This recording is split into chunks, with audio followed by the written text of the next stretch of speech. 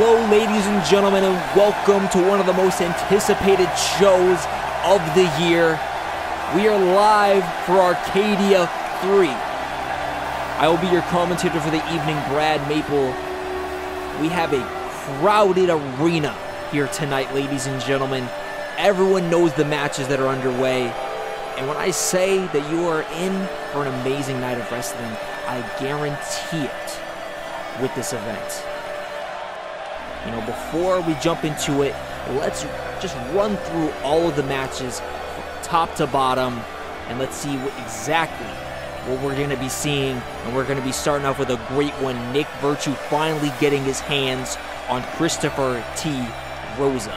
And then afterwards, we're going to be seeing Rev Caliber go up against Penance. And a great one to see who's going to be gaining momentum afterwards.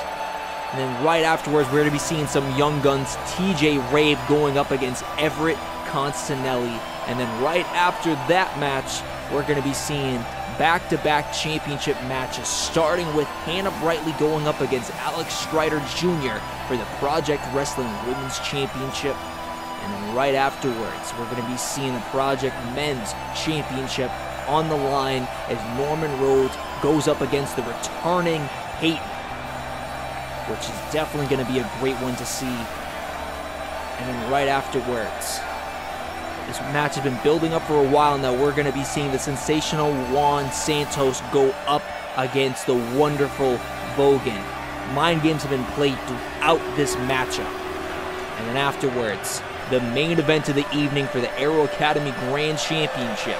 Sean O'Reilly putting his title up against Tyler Venom. To me, all of these matches have definitely different personalities clashing against each other. This is an event no one is going to want to miss.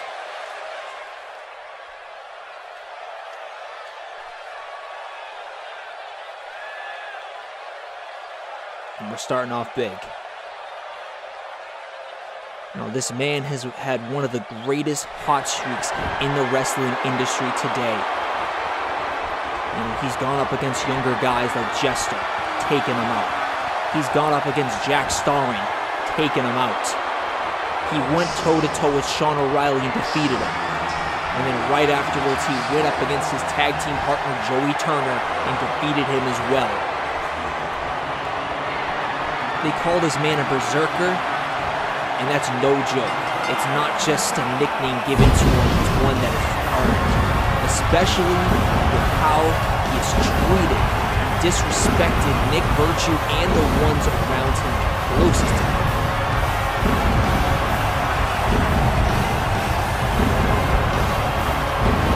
Several months back, Christopher T. Rosa extended a challenge to Nick Virtue after his match with Brian Amir, which Nick Virtue kindly and respectfully declined. But that was not enough for Rosa. Rosa obsessed over a match with Nick Virtue. He obsessed about this so much that he did anything he could to get a match with this man. He decided to go after one of the closest to him and his girlfriend, Andy Jaden. Brutally attacking her in the ring. It caused Nick Virtue to get into a frenzy. It caused him to go to Rosa's personal gym that he was training at, attacking the trainers in the facility. He attacked anybody in his way who got in between him and Rosa. And here we are, we're finally getting this match. Virtue will finally be able to get his hands on Rosa, and Rosa's finally getting the match that he has asked for. But you have to wonder what cost. This isn't just a normal Nick Virtue that Rosa's going up against. This isn't just about wrestling. It's not just about winning for Virtue. This is about taking out a man that tried to take out his love of his life. And here he is, ladies and gentlemen, the Inner City Dreamer, running it down to the ring already. Referee getting between him. Not very smart. Virtue now dropping the fist on Rosa. And oh, he's not done. Still bringing it to the Berserker.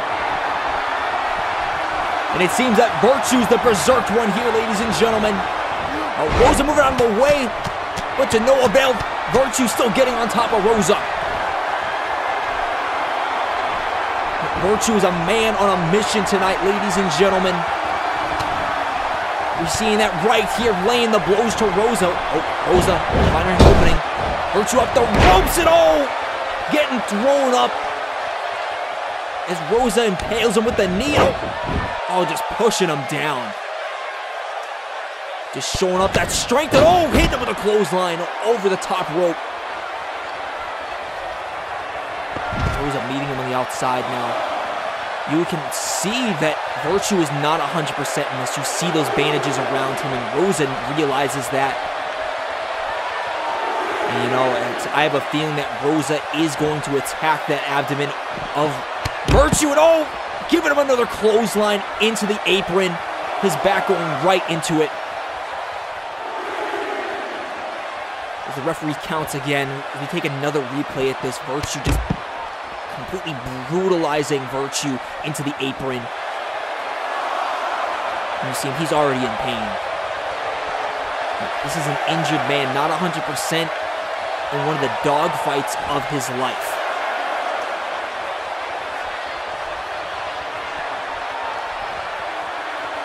Rosa waits in the ring, just jogging around. It seems that he's just toying with... Oh, Rosa running right after him, just laying the blows right into his head in the corner. And oh, come on.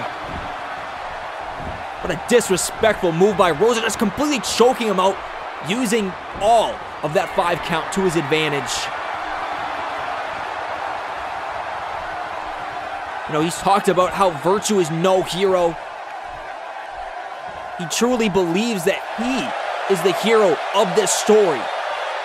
And how he's giving the Inner City Dream a bear hug, just squeezing right on the back, right on that injured abdomen of Virtue.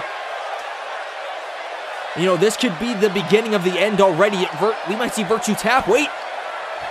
I spoke too soon. Virtue finding a way out of it. Almost finally getting out of it with the bell clap. And oh, going back to the head, punching him right in. Oh, seeing those signature knife edge chop. And now back to those brutal head punches. What? Rosa quickly stopping that. And going back to the abdomen. Oh. And just grabbing Virtue by the throat and oh, hitting him again on the abdomen.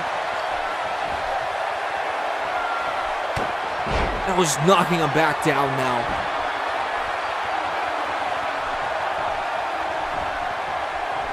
Rosa, it just seems that he's playing with Virtue at this point. It doesn't matter the offense that Virtue applies. Rosa just finds a way to stop it. And oh, wait! Virtue still has life in this match. Oh, Virtue trying to bring the big man down and oh, taking the leg out from under him. You know, that's always been the story of Virtue's life in these matches. You know, he's always just living for that one moment just to break through and oh, we're seeing it right here, going off the ropes and hitting a clothesline. And oh, Virtue ducking down. I mean, Rosa's ducking down, but Virtue stopping that offense again by Rosa and dropping him with the neck breaker. And both of them are down. Oh, he's got the pin. One arm over him, too. No.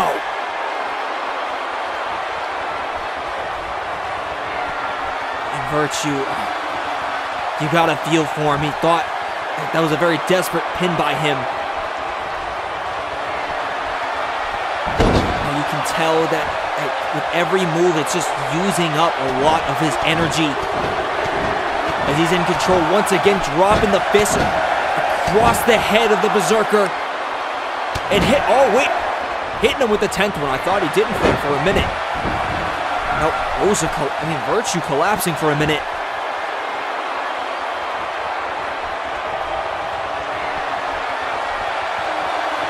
All right, he's back up to his feet and still showing that personality. And oh look, it looks like he's almost mocking Rosa for a minute. And oh, here we go. He's hyped up once again, ladies and gentlemen. Again, just pummeling Rosa.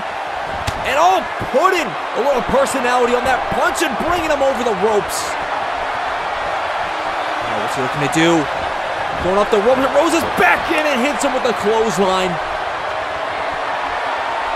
Rosa again stopping whatever momentum Virtue is gaining in this match.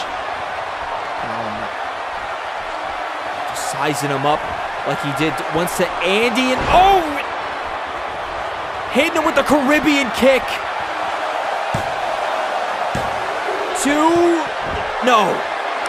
Virtue finding a way to kick out. Rosa looks like he can't believe it.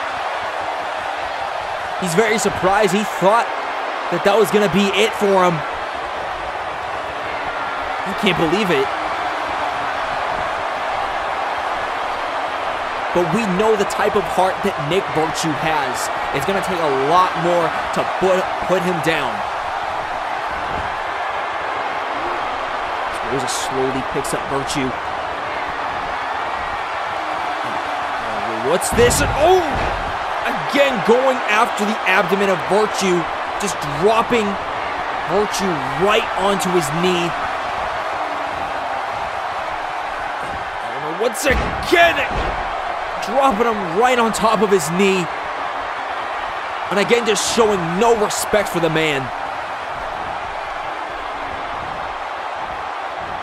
Oh my God, he's going for it again. Oh my. Oh wait, no, he's not done. He's got him in the camel clutch now, putting all of his weight on his lower back, just pulling right on him. Again, going right after Nick Virtue's abdomen area. He's nowhere near the ropes. He's essentially in the middle of the ring. I'm not sure how Virtue's gonna get out of this one.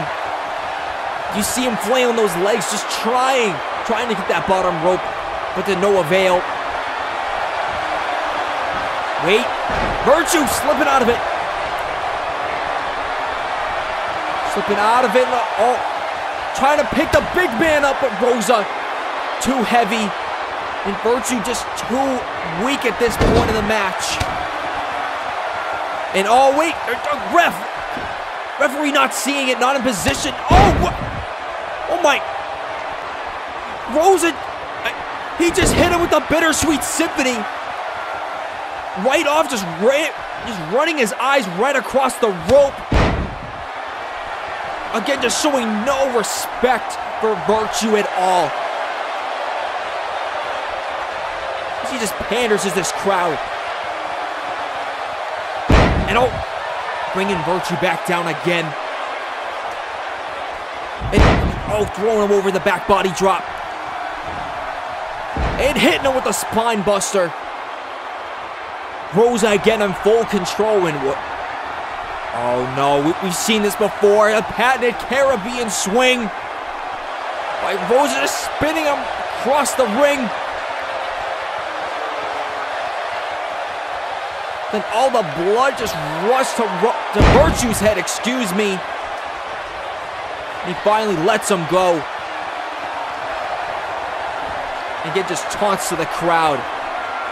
Not even going for the pin, just showing so much disrespect.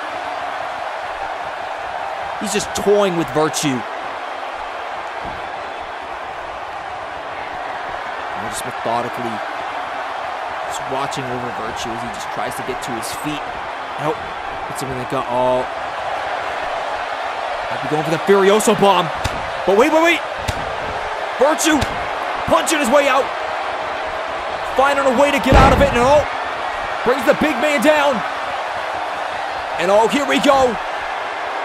This is patented Virtue, ladies and gentlemen. The sharpshooter applied. Rosa just almost arm's length away from the ropes, but he can't get all the pressure on his legs and lower back. But oh, finally strengthening his way out of it, powering out. And oh, Rosa trying to go for something. Virtue finding a way out.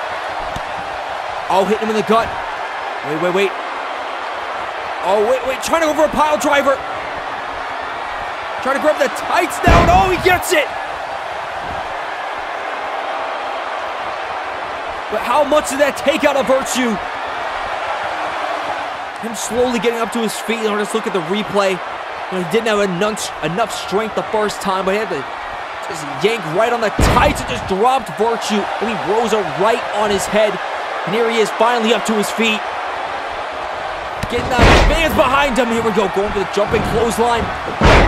Now dropping him down. Hitting him with the leg drop.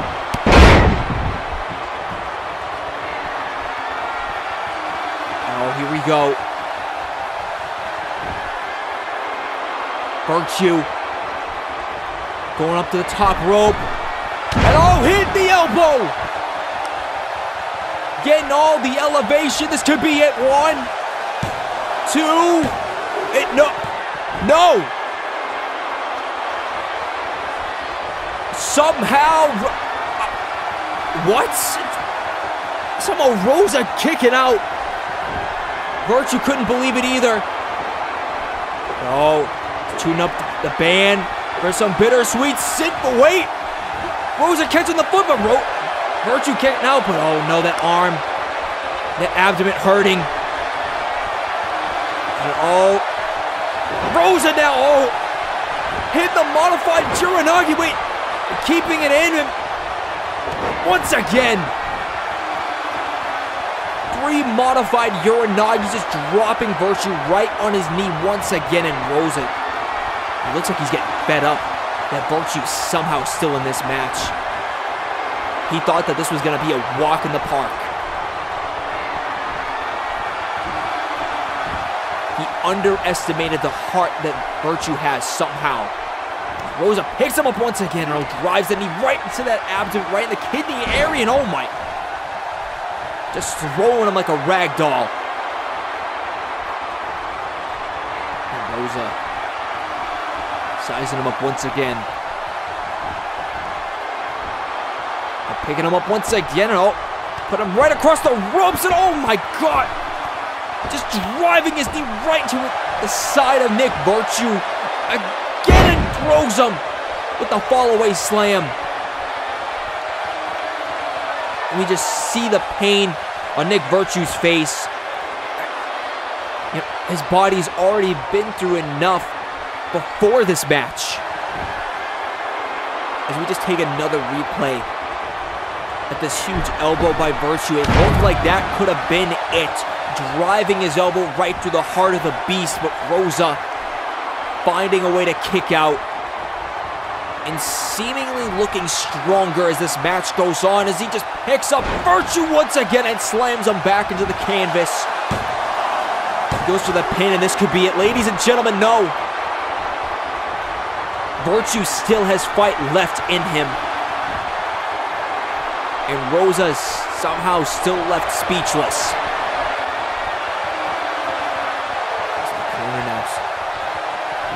Be sizing him up here for something here, folks.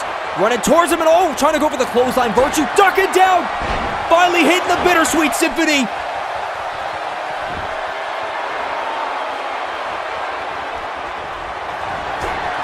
Just look at that beautiful bittersweet symphony out of nowhere. Virtue just trying to crawl over, draping the arm over Virtue. This to it.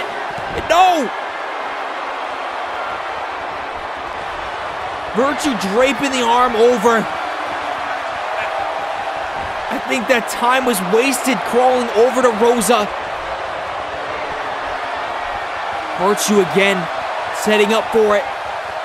Looking very tired at this point. Oh, Rosa throwing him up, but wait.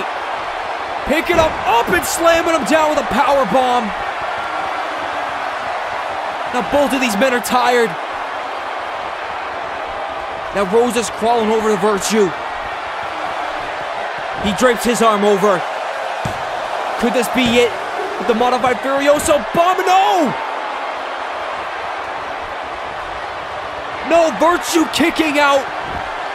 Rosa can't believe it.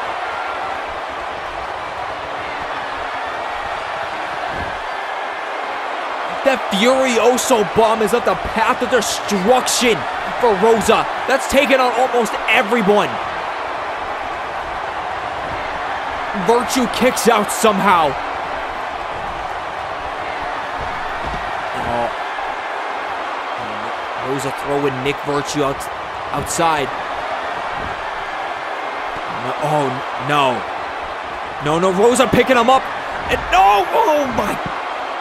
Slamming him right into the apron again. Power bombing his back right into it. Just throws him back in the ring. Sack elbow! Got wrong! Oh no. Oh, I don't like this, folks. No. Rosa going for it again. Trying to go for the Furioso bomb, grabbing the tights. Slamming him back down. 1, 2, 3. Oh my.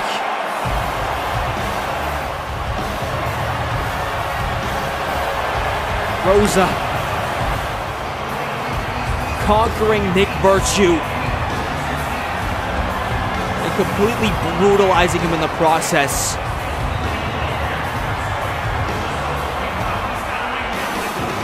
The referee calling out for medical assistance for Virtue. He's definitely in a bad way here, folks. He was already injured coming into this match, and from the injury sustained against Rosa, this has to be bad.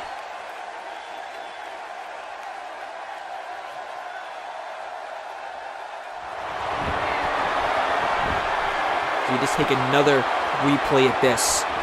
Rosa completely fed up with Virtue, kicking out several times to the Furioso bomb. Just slamming him right across that apron and bringing him back in and bringing up even higher with that elevation, just slamming Nick Virtue back into the canvas.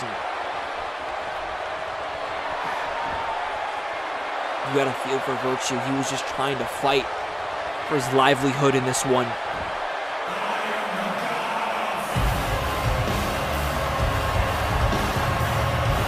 And Rosa just still showing disrespect. You got what you wanted.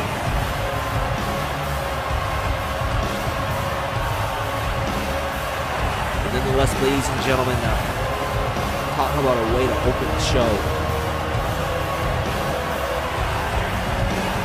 Let's really set the tone for the rest of the night of what we're going to see here in Arcadia. Now, all these matches are going to have high implications, but this was one of them. Wait. What? You're kidding me. What? Virtue's up to his feet. Oh my. He didn't want the medical attention. Rosa can't believe it. Virtue still here. I think he still wants to fight. Rosa can't believe it. He's coming up the ramp. And oh, throwing him the punch. Virtue back at him. Both these men still fighting each other. We're getting assistance right here. 2 referees coming out. But Rosa still getting attacked by Virtue.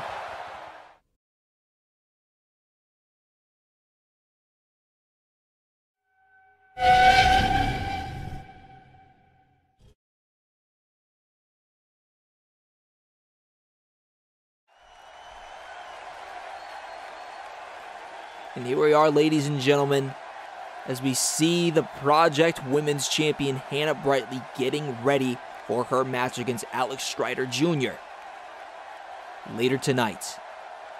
That's going to be a very interesting matchup. Both of these women having experience worldwide. And it's going to be very, very interesting to see how they clash. But that's later tonight. Up next, we're going to have Rev Caliber go up against Penance. And both of these men, in a way, they're really trying to find their footing. They're both trying to get some momentum back behind them. As this man, Rev Caliber, he's been in the business for a long time. He's really been a hard-nosed, get your hands dirty type of guy. He's no nonsense. He's never been known for his words. He's always been known for his actions and what he does in that ring. But as of late, he's looking really to find some redemption. Not that long ago, he went up against Jay Williams in a Project Wrestling special and he came up short. Now, Jay Williams, you know, he's no slouch in that ring, but neither is Rev.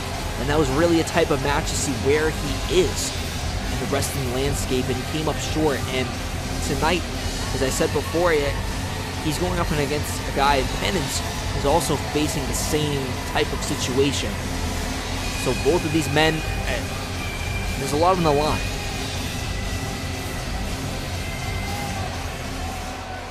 It's going to be interesting to see what length both these men go to.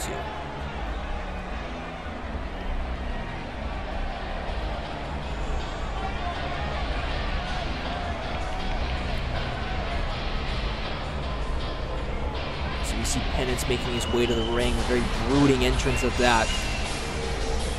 As I said before, he is also in the same situation as Rev Caliber.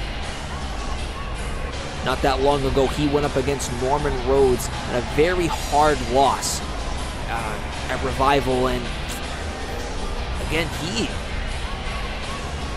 he's trying to figure himself out as well. Because both of these men are both hard workers. Both of them are really in the middle of Project Wrestling, and this is really gonna figure out where both of these men lie and where they are afterwards.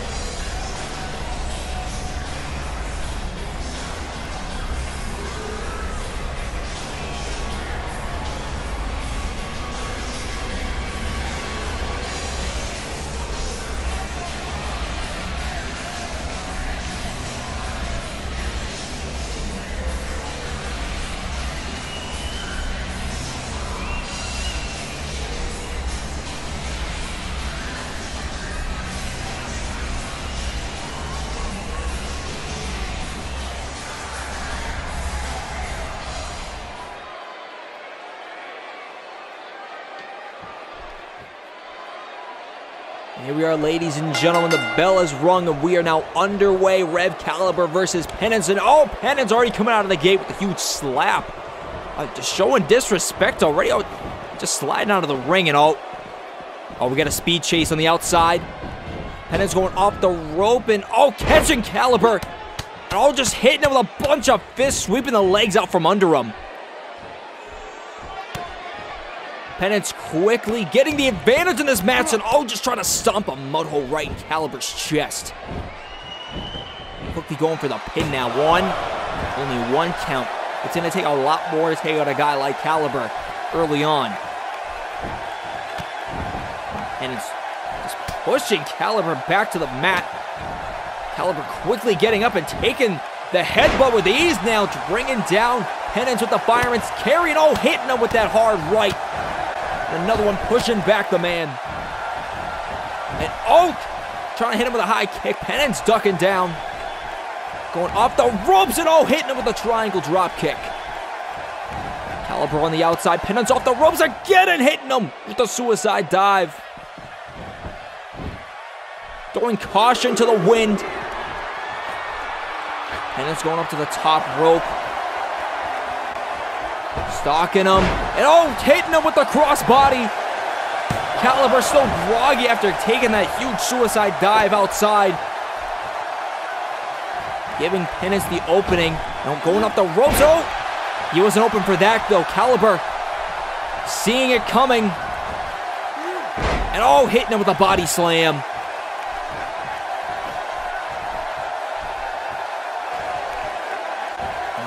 Oh, Caliber trying to go for the jumping standing senton, but Penance putting the knees up.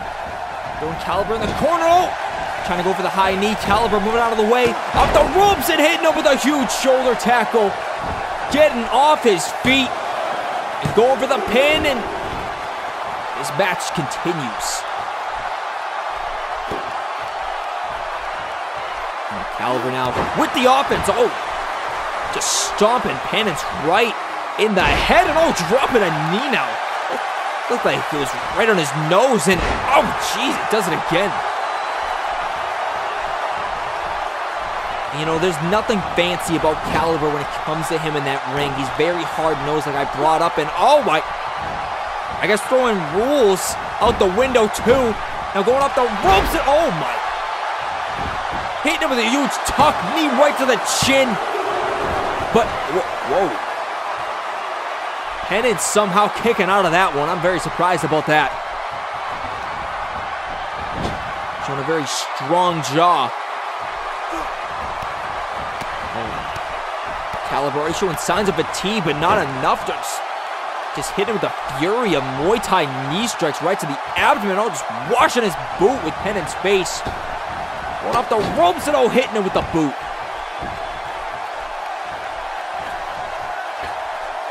Caliber going up to the middle rope and looks like he's sizing him up. Taking a little time to gloat before hitting the senton. Big man off the middle rope. But again, somehow Penance kicking out. Very surprised after that one. I thought maybe the wind might have got knocked out of him. But nonetheless, though, Caliber still in control. Or at least for the time being, Penance with the knee. Getting out of that suplex predicament and hitting him with the kick right to the elbow. And staying on top of that left arm. Still grabbing it. Jeez. Very unorthodox maneuver, just twisting that arm around and just stomping right on it. Now he has the pressure point grip right on that shoulder area. Throwing Caliber down before he can do anything. And hitting him with a senton of his own. Goes to the pin now. 1, 2, and only a 2 count. Penance a little surprised after that one. Think he got the better of him.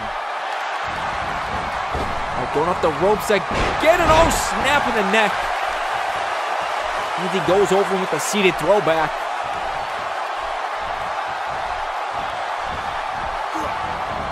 Throwing Caliber in the corner now. Now both of these men seem to be very evenly matched, and somehow both of them have been able to find ways to get their maneuvers in thus far. As now Penance in control, at least for the time being. Caliber just lifting Penance right over him. It looked like Penance was trying to go for a power bomb, and now Caliber trying to go for one of his own, I think. Has him in the position, and slams him right into the corner. Wait, he's not done. Seated power bomb that time. Could this be it? No. Caliber's frustrated after that one. I would be too. Hitting 2 power bombs in a row, 1 a buckle bomb.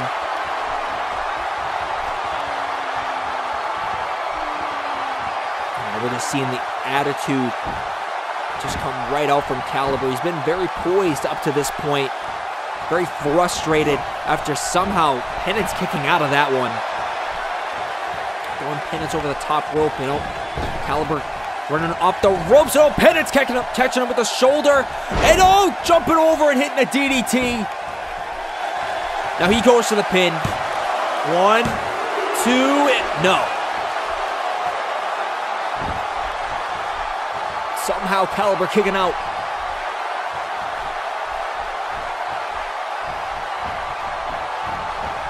Now Penance in control. Wow. Hitting the vicious knee right to the abdomen. Fury of rights. My. Penance just taking it to Caliber. Just bringing him right down with that last punch. Now running towards him and getting the knee that time.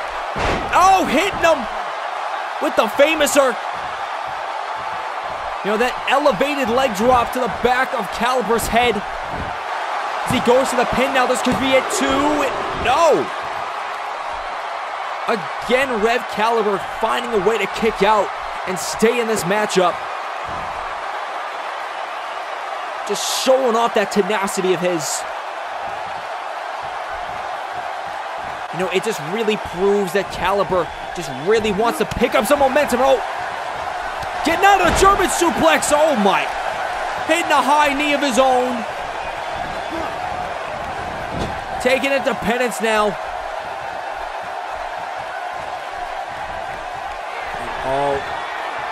Bringing Penance up to the top rope. I don't know how smart this is by Caliber, but he must have a plan.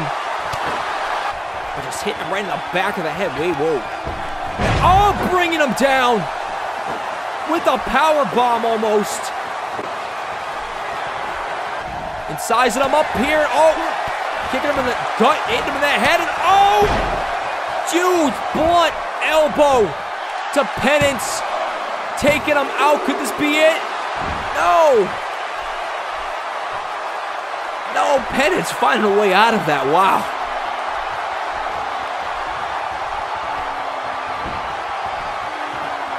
It's like Caliber might be going for it again. Oh, wait. Penance, oh, flipping out. Hit the DDT, oh my.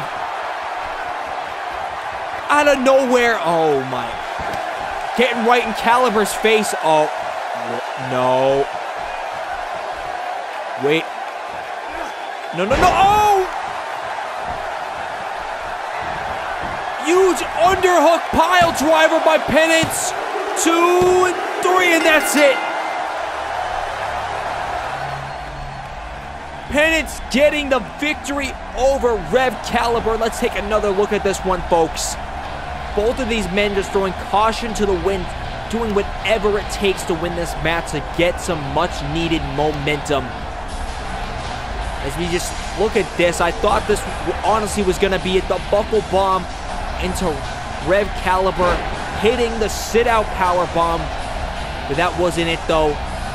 Penance finding a way to get an opening, hitting Caliber with that underhook pile driver. And he is your victor, folks.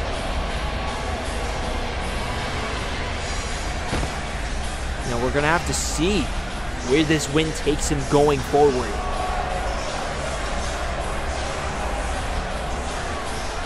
Seems like these fans do not care for him one bit.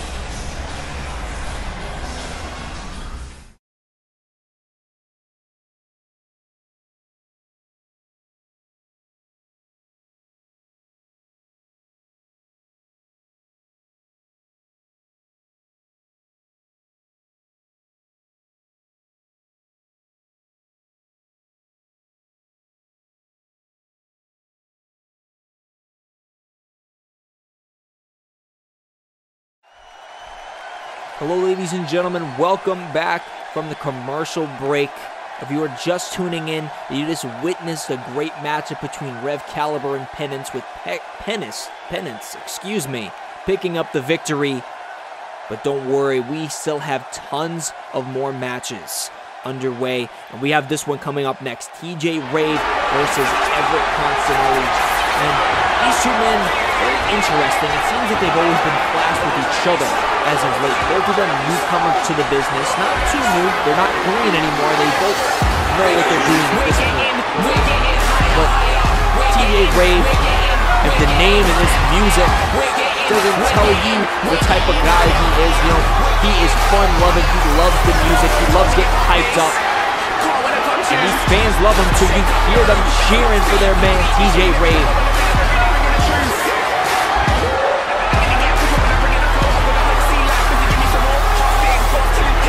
All this started once this match got released with Everett. I don't know what it is about the man. He just doesn't really like the personality and the lifestyle of TJ Rave. As I said before, you know, this kid's very fun-loving. He loves wrestling. He loves being out here with his fans. But Everett, he could care less. He couldn't care less. What these fans think about him, honestly. He truly believes that TJ Rave is heroic.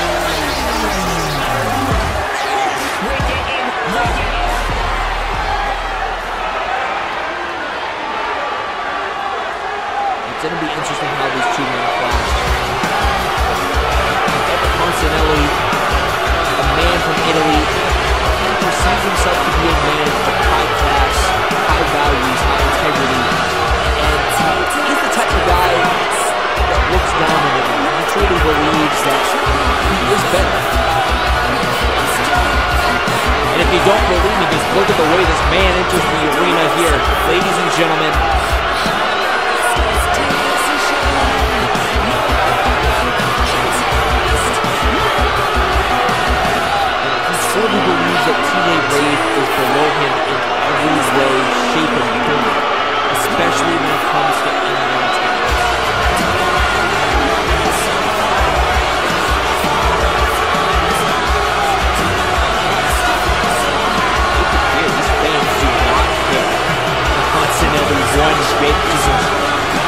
deafening sound of boos rain down on the man.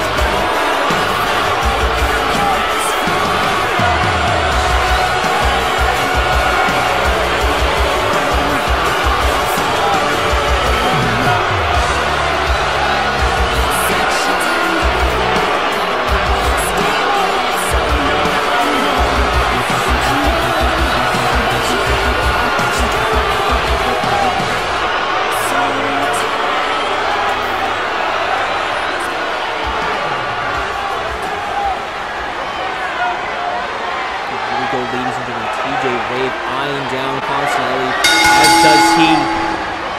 And here we go, ladies and gentlemen. Bell has rung. We are underway as these two men with two different types of values meet each other in the ring. And we can see a definite size, or at least height, advantage for Constantini as TJ Rave very small in stature compared to Constantini's. Come on, TJ, let's push him back. Let's see your heart, TJ. Come on. Let's see your heart. Oh! Constantini just pushing TJ Rave to the floor once again, asking him about his heart. And as I talked about, TJ loves the sport wrestling. Oh! Coming out like a bat out of hell, taken down Everett Constantini, excuse me there. And we see Rave already hyped up in this one.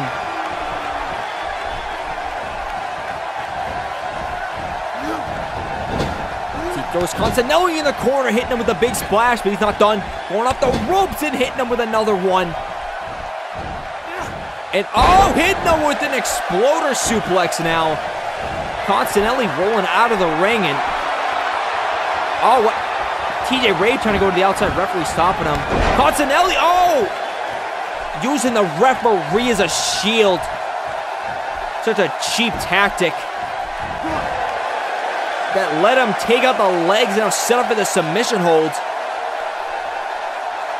A modified camel clutch almost. Look at it. Oh, wow. Look at the way the arm is just stretched back behind TJ Rave. He finds a way out of it, though. Front face lock. Getting behind Constantini. Whoa. We got a buzzkill. We got a chicken wing chokehold. Good old-fashioned chicken wing chokehold by TJ Rave. Constantini nowhere near the ropes. And he might have to tap. Wait. Grabbing Rave's arm and hitting him with the elbow right in the side of the head. Blunt one of that. And just a disrespectful slap. And even more slaps by Constantini, just really believing that TJ Rave is below him. And there's a fury of offense. As TJ Rave goes to the floor. Trying to find his footing, but Constantini taking him down before he gets the chance. And Ken, that was a hard one to watch. Constantini just methodically, Rave moving out of the way and rolling him up. But he's in the ropes. That's the inexperience of Rave. He was just trying to find that opening for him. Going up the ropes and diving over the ropes, putting some style points on it at that too. What? Man, TJ Rave's just something else here, ladies and gentlemen. And springboard over it. Hitting Constantini with the springboard moonsault. Let's just take another look at this one. Going off the ropes. I'm speechless. And TJ Rave just using that athletic ability of his. And that's his advantage in this match, ladies and gentlemen. Constantini has the size and the strength advantage, but TJ Rave is going to have to find a way to use his speed, use that small stature of his to his advantage to move past Constantini in this match. As he goes up to the top rope now, Constantini making his way up to his feet. Oh. TJ Rave hyping himself up almost. And oh, going off the rope and oh, hitting him with the twisting arm drag. And TJ Rave is looking hyped up here, folks. TJ Rave going off the ropes. Oh, trying to go for a Shining Wizard. Constantini seeing it coming. And oh, picking him up. Torture rack position. And oh my God. Huge torture rack backstabber. And that took a lot out of Constantini. He couldn't even go for the pin afterwards. Rave up to his feet. Everett up to his feet now. Oh, Rave with the elbow smash. And another one. Constantini off the ropes. Rave ducking down. Leapfrog. Oh, ducking down again. And oh, another arm drag by TJ Rave. Trying to finish it off, but Constantini stopping him in his tracks with the spine buster. And oh, we got a heel hook applied now. An Achilles hold applied by Constantini. I think he knows the speed and how dangerous TJ Rave's speed is in this matchup. He's trying to just slow him down, trying to just tear that Achilles of his. TJ Rave is in the middle of the ring, no ropes near. But either way, he finds a way out of it. A front face lock and oh, wait! Achilles hold of his own now. A rolling knee bar. Excuse me, yeah, that was definitely a rolling knee bar going after that brace. I didn't notice the brace at first. And oh, Rave again, oh, going right after the knee. Now just driving it right into the side of Constantini's knee, which I presume is injured with the knee brace on it. And Rave just going right after it now. Oh, he wasn't done. Constantini though finding an opening. And oh, again, going back to the submission hold of his. Oh, almost looks like a modified. I think I was wrong earlier with the camel clutch. It's definitely a modified version of the STF, pulling that arm behind TJ Rave's back and just yanking right on that neck. Look at the torque that he has in the lower back. And TJ Rave, he's right near the ropes. Can't do nothing about it, but I guess he can. He can do something about it, rolling out of it. And oh, telling Constantini to bring it. Oh, bringing it with a leg kick. And Rave is fired up, and so is Constantini with that European uppercut. Several leg kicks now. Rave telling him to bring it. I think he's really trying to get into the mind of Constantini. I don't know how well that's going to fare for him. I guess we're going to have to see, though. Looks like he's getting the better of Constantini now, pushing him into the ropes. Throwing him off the ropes and oh, pop-up punch. Right to the face of Constantini. Could this be it too? No! No, Constantini finding a way to kick out. TJ Rave can't believe it. And these men have been going at it for a good amount of time now. We're gonna have to see how stamina and endurance plays into it. Constantini kicking the rope out from under TJ Rave. And this is not a good predicament. Oh no, has him on his shoulders. And oh, hitting him with the landslide! Constantini almost losing his footing at the end of it, and oh, I spoke too soon. Now let's just take another look at this one, ladies and gentlemen. Huge super landslide by Constantini and losing his footing afterwards. Finally going for the pin now. Could this be it too? And, wait, what? Constantly breaking it up. I don't know how smart that is, but I don't think he cares how smart it was. I think he's just trying to disrespect TJ Rave even more in this match and prove that he is a better wrestler and a better human being in every way. And oh, geez, just driving his knee right into the abdomen. That was a very blunt knee at that. And oh, again, with the brace knee right to the abdomen. I don't know if the referee's going to get involved or not. We're going to have to see if Everett goes back to that knee once again, using the right knee this time to drive it into the abdomen once again. Going Rave into the corner. No. Oh! Driving TJ Rave right into that LED ring post, and oh, they're trying to choke him out now. Oh, come on. Stopping at the last minute. Using all of that 5 count to his advantage. This is just methodically. Whoa. Oh my God. Oh, the hero has to die. Oh my. Just pass out and surrender, TJ. Pass out and die. Just die, TJ. What? Oh my God. Constantini just choking out TJ Rave right here in the middle of the ring. I think I might have heard that right. He just wants him to die? What? Oh my God. He's choking the life out of him right here. TJ Rave, I don't know how much more oxygen he's going to have left. He's still just holding on to it. I don't know how smart this is by the kid. He finds a way out of it.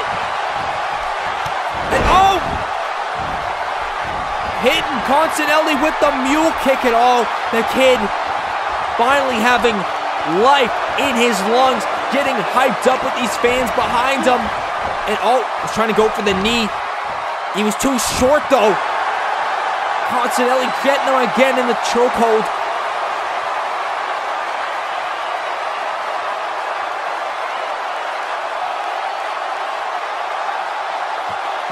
Again, no, this is not a bad. Well, this is bad for TJ Rave, and well, again getting out of it. And, oh, hitting Constantini with the Pele kick, but oh, passing out from the lack of oxygen. Now, both of these men, Constantini quickly getting up. I wasn't sure both these men on the floor, but Everett quickly getting up to his feet somehow.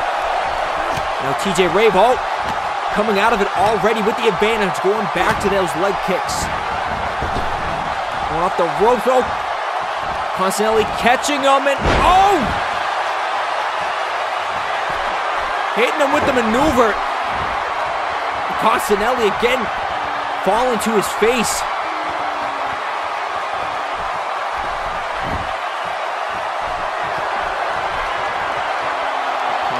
Sizing up TJ Rave. Oh, whoa! TJ Rave with the high knee, but using all of his energy behind it, but quickly getting back up to his feet. Constantini still trying to find his bearings after that one.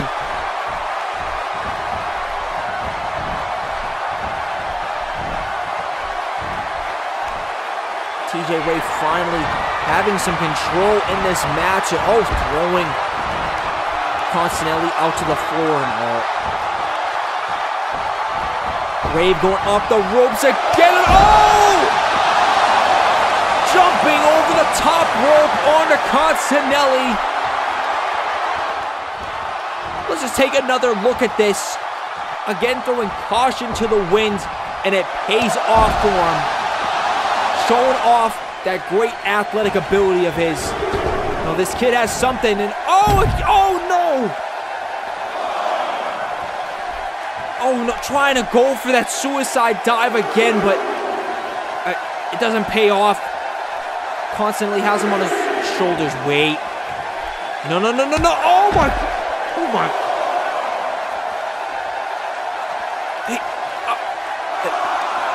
He just threw him right into the LED board. This is not gonna. Oh my God! He slams his head right into it. If you count us out, I will sue you for everything that you are worth. Do you understand me? I am going to end his career, and you will do nothing to stop it. got the rebound. He said he's gonna sue him?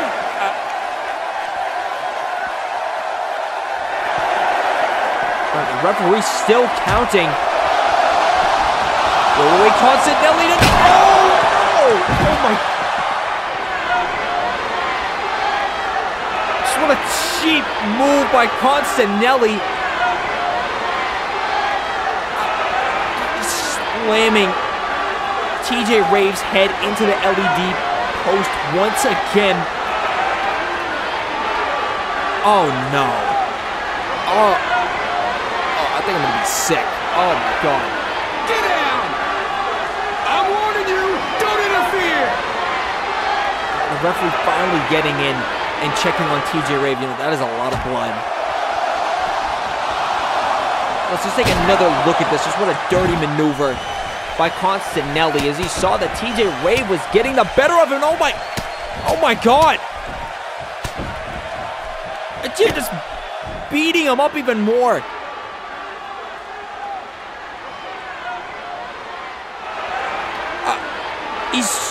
He's soaked in TJ's blood. Oh my god. God, this is just despicable, you know. This isn't what wrestling's about. Oh my. Just showing him to everyone in the arena. Oh my. This one's getting tough to call, ladies and gentlemen. Oh my god. Ever just showing his true colors here, folks. As I said, he doesn't care about anyone. He believes everyone in this business is below him, and he doesn't care what he does to people like TJ Raven. Oh, again, just showing the disrespect, just slapping him right in the face as he just keeps on this onslaught.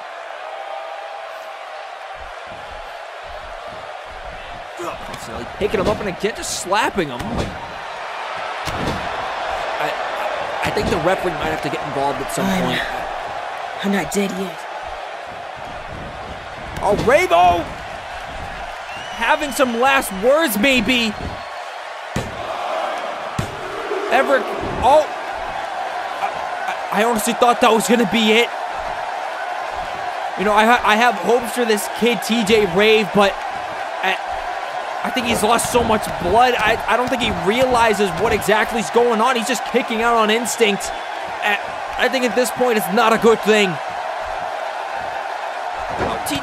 Constantini just stomping him out once again, just trying to stomp a hole right into the chest, right into the heart of this kid. If there's one thing we can say at the end of it, this kid, TJ Rave, has heart. Just groggy. Oh, wait.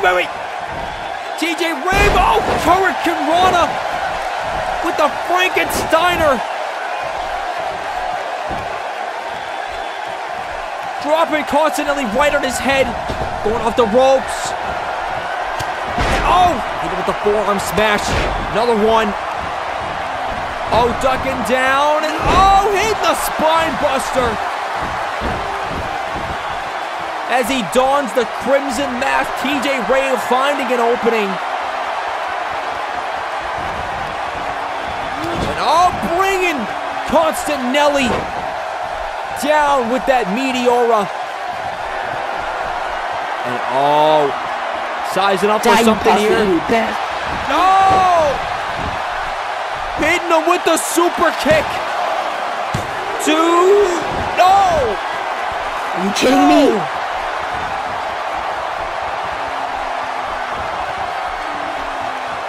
Again, TJ Rave just trying to hype up this crowd. As again, just takes a breather from the amount of blood that this kid has lost. Oh my God! Constantini hitting him with the boot.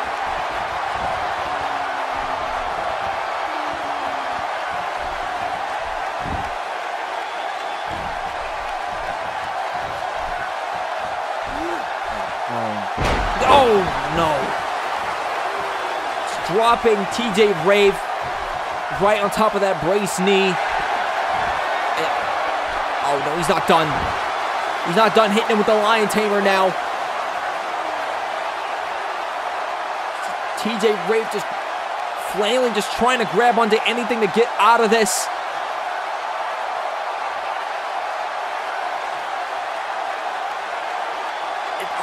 He's in the middle of the ring, nowhere near the ropes. You know, this kid, he's just holding on for dear life, just trying to get out of it somehow. I don't know how he's going to do it.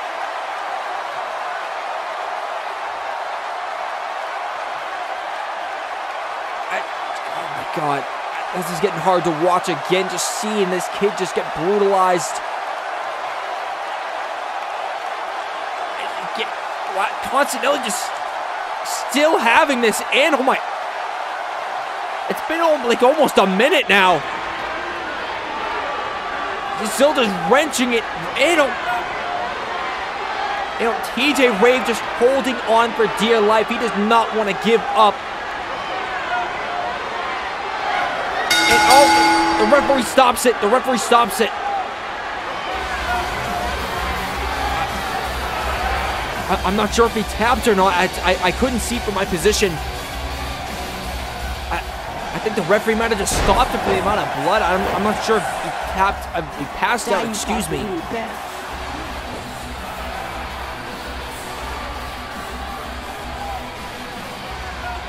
As we just take another look at this.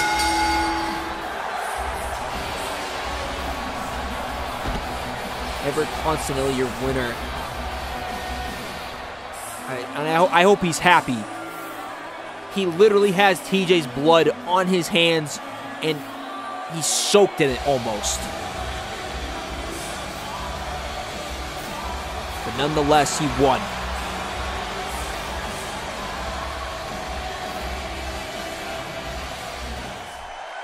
And if you take a look backstage, there's the Project Champion. What? Wait a minute. I believe that's Peyton. Wait. What the? He had a chair, but we'll have to go back to that later, ladies and gentlemen. But up next is the Project Wrestling's Women's Championship match as Hannah Brightly defends her championship against Alex Strider Jr. Now, both of these women that I talked about are very experienced in their own right.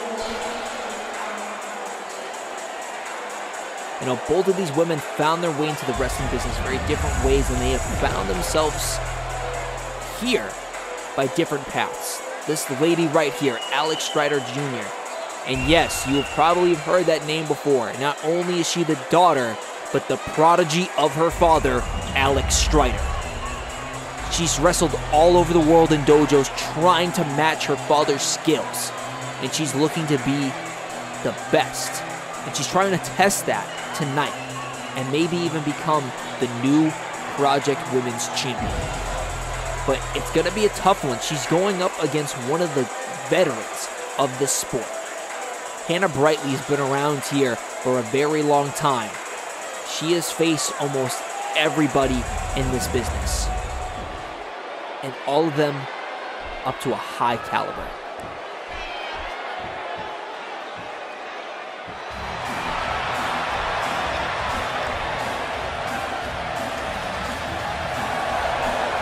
Oh, look, here she is, ladies and gentlemen. Hannah Brightly making her way out to the ring. And ever since capturing this the Project Women's Championship, I don't know, she's had a different personality come out of her as of late. But with Hannah Brightly, she's always been the same, though, because she was able to get this championship. This one's been a long time coming for her, because she did it without politicking her way into a championship match or cheating. She has waited her turn for years, and now she's holding one of the most prestigious championships in this business today. And she did it in one of the toughest ways, too. She did it in a fatal four-way match, facing three of the best women to win that championship, proving that all of her hard work, all of those tough matches that she's been in have been worth it. And it's led up to this, and she's a tough task tonight, going up against the daughter of one of the greatest wrestlers, and this woman on the rise could be in the same breath as her father one day, maybe even now. And this is going to be her test. So not only is she facing one of the best, it's also for a championship. It's going to be interesting to see how this happens. And the bell has rung. And this clash between the new generation and the old guard is now underway. Both of these women circling around. Oh, it looked like Hannah Brightly trying to go for a chop. But it goes into a collar and elbow tie, but Hannah Brightly outpowering Alex Strider Jr. into the corner. Referee having to get involved in a clean break. Surprising. Usually when you see those, usually someone tries to hit the upper hand. Nope. Here we go once again. Collar and elbow tie up. Strider Jr. winning it, going to the waist lock and pushing her back. And you usually see this out of the most experienced wrestlers, mostly the technical wrestlers. These beginning moments is like almost a human game of chess where you're really trying to figure out your opponent right here. And oh!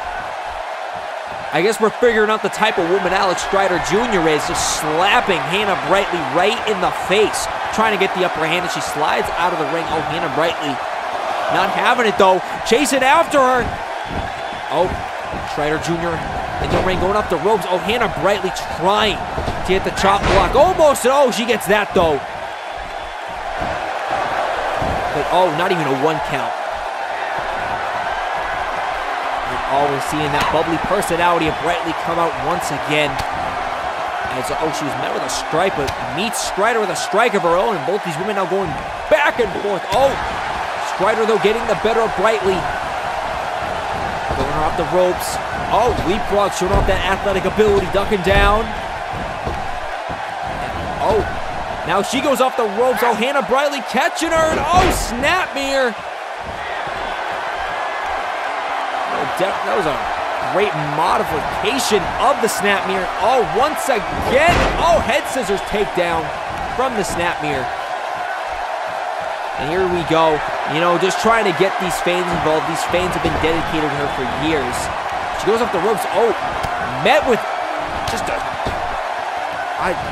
she couldn't even move Alex Strider from that. Strider now takes the upper hand. Oh, just rings her neck right across the top rope. Showed off that vicious side that her father has.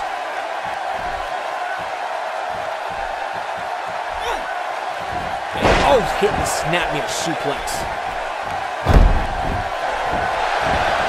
Oh, not even a 1 count by Brightly. Brightly quickly kicking out of that one.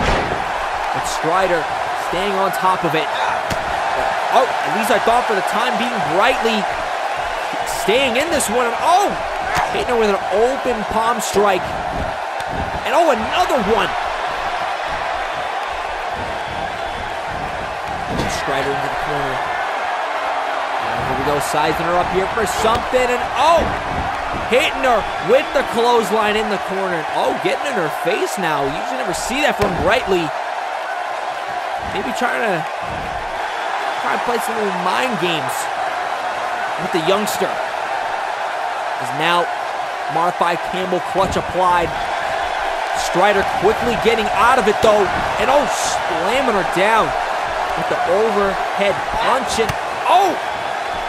Strong punch that time to the face of Hannah Brightly, and oh, Strider staying on top of it, using her legs, and oh, it's throwing Brightly now into the ropes.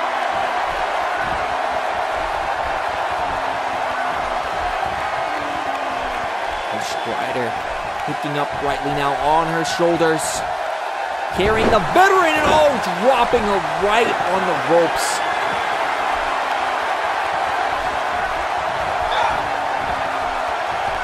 Now she has control over the veteran for the first time since the match started.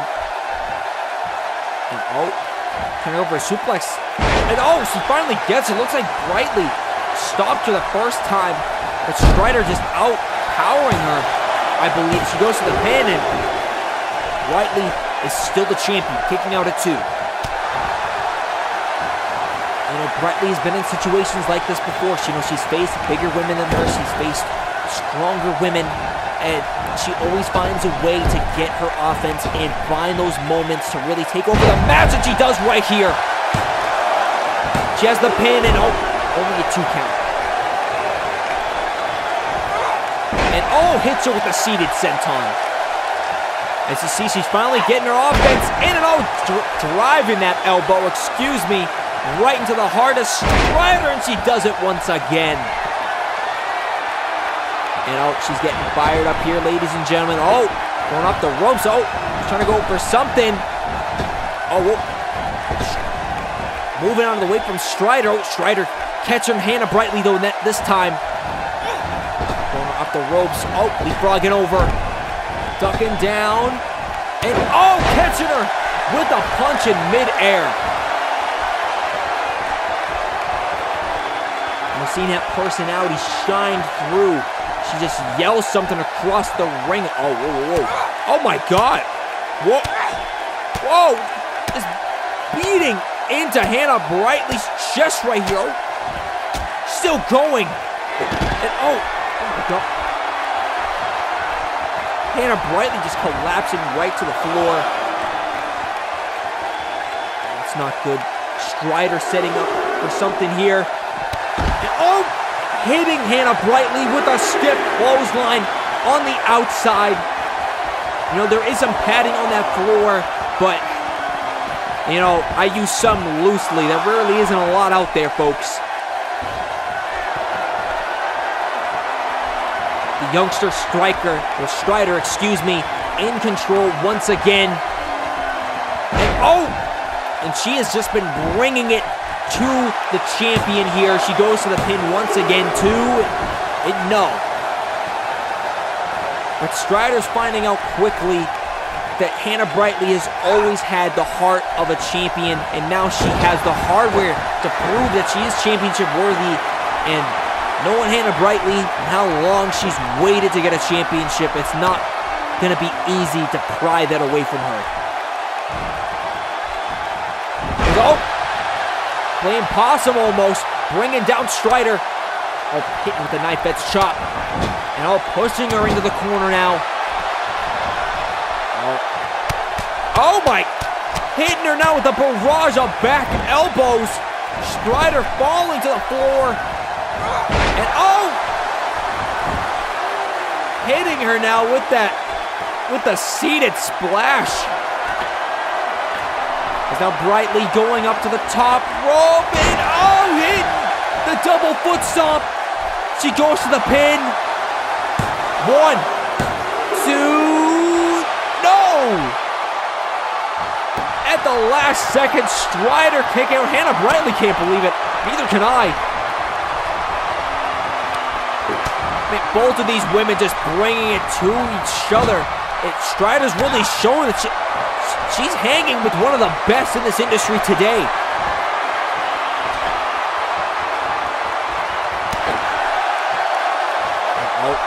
Strider on the top rope. Hannah Brightly bringing her down, and elevated neck breaker.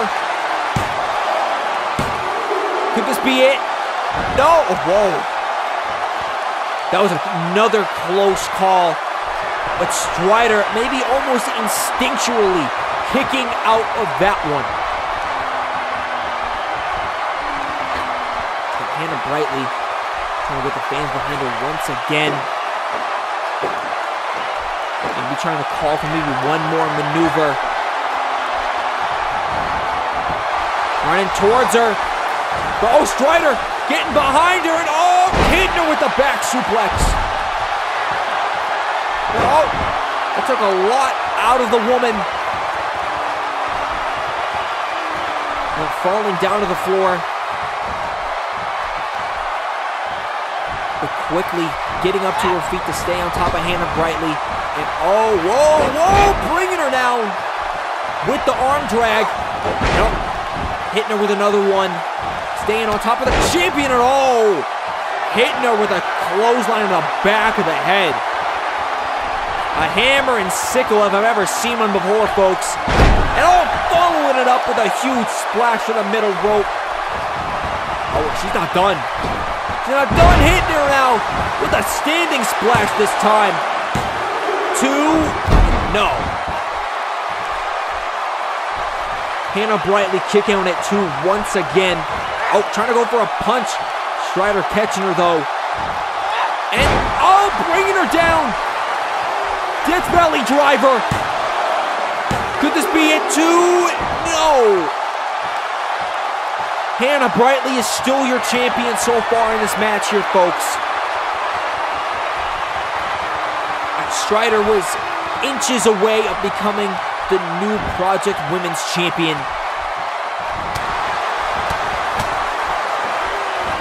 Oh, Brightly. Brightly again coming back. Hitting furious strikes. Really bringing it to her. Strider cutting her off quickly. And oh, grabbing the arm. She has the Fujiwara armbar applied.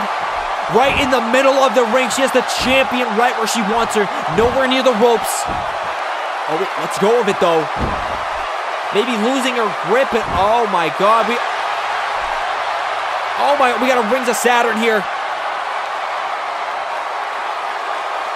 We're just wrenching right on the neck of Hannah Brightly again in the middle of the ring. Both her arms locked. Oh, her legs are free though. And oh, Hannah Brightly using them to good use. And oh, hitting her with the Hurricane Rana. The champion's feeling herself, sizing up Alex Strider Jr. And oh, hitting her with the stiff left clothesline. 1, 2, no. No, once again.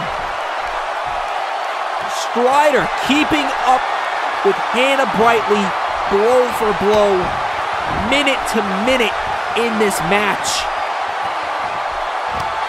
So Hannah Brightly hitting the stiff knee. And another one. Oh, Strider!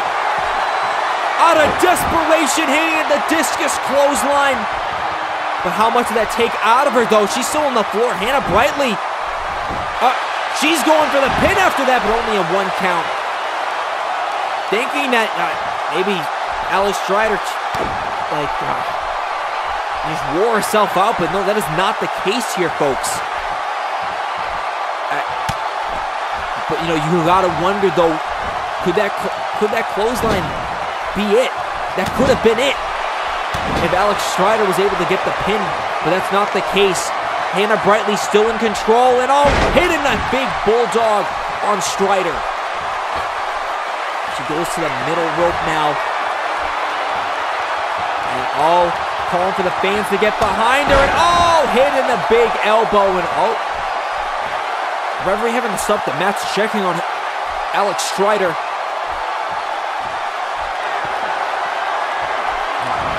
Now Hannah having a few words for him. So she goes to the top rope and oh, hits a huge splash. Could this be it? And no, whoa. Not even a 2 count. Oh no. Alright, so you've seen that before from Strider. That was a little bit of her father in her. But oh, Hannah Brightly not caring about that family lineage. She goes off the ropes and oh, hitting the drop kick right into the face of Alex Strider. And just hitting. Just a fury of gut kicks right to Strider. Hannah Brightly back up to the top rope. Looking to do some damage, maybe looking to finish this match. Oh, Strider! Catching Hannah Brightly off guard. Oh, whoa. Has Brightly up on her shoulders. And oh, hitting a huge Death Valley driver. But can't make the pin. Falling to her feet. She has to make a cover. Or maybe not. Maybe she thinks she has this right where she wants her.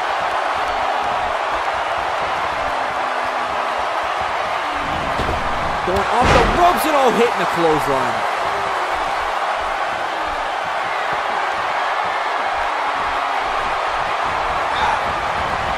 Going Hannah Brightly off the ropes and oh, whoa, over into huge Tiger Bomb.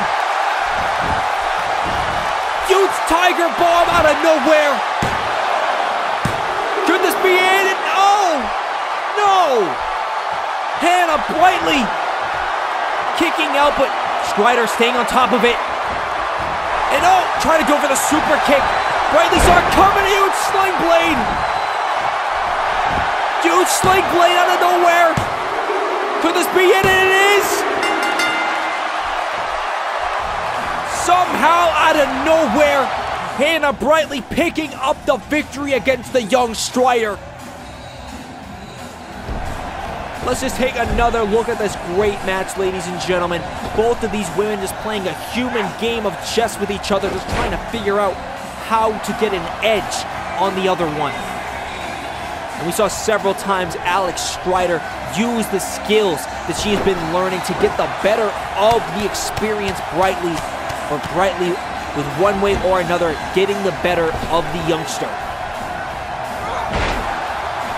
We saw it several times. Look at this. She's trying to go for something. Maybe the sling blade there, but Strider maybe saw it coming, maybe did her research on it. And later, looked like she was going to pick up the victory, but Hannah Brightly finally hitting that sling blade and retaining her Project Wrestling's championship.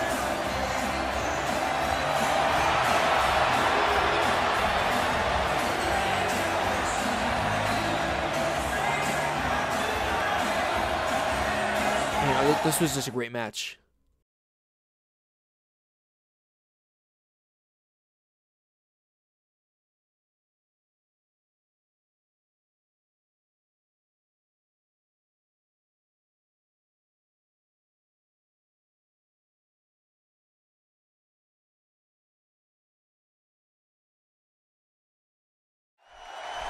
And we are back from the commercial break, ladies and gentlemen, and as stated earlier, we are getting back-to-back Project Wrestling Championship matches as we are going to see Norman Rhodes, the Project Wrestling Champion, go up against the returning Peyton.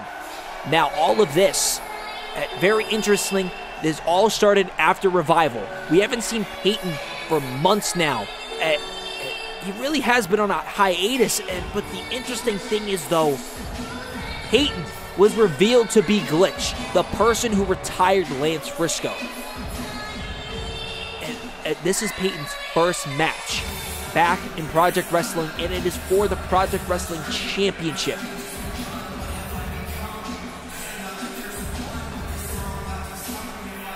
And this is just going to be very interesting from what we saw earlier. And wait, oh my God!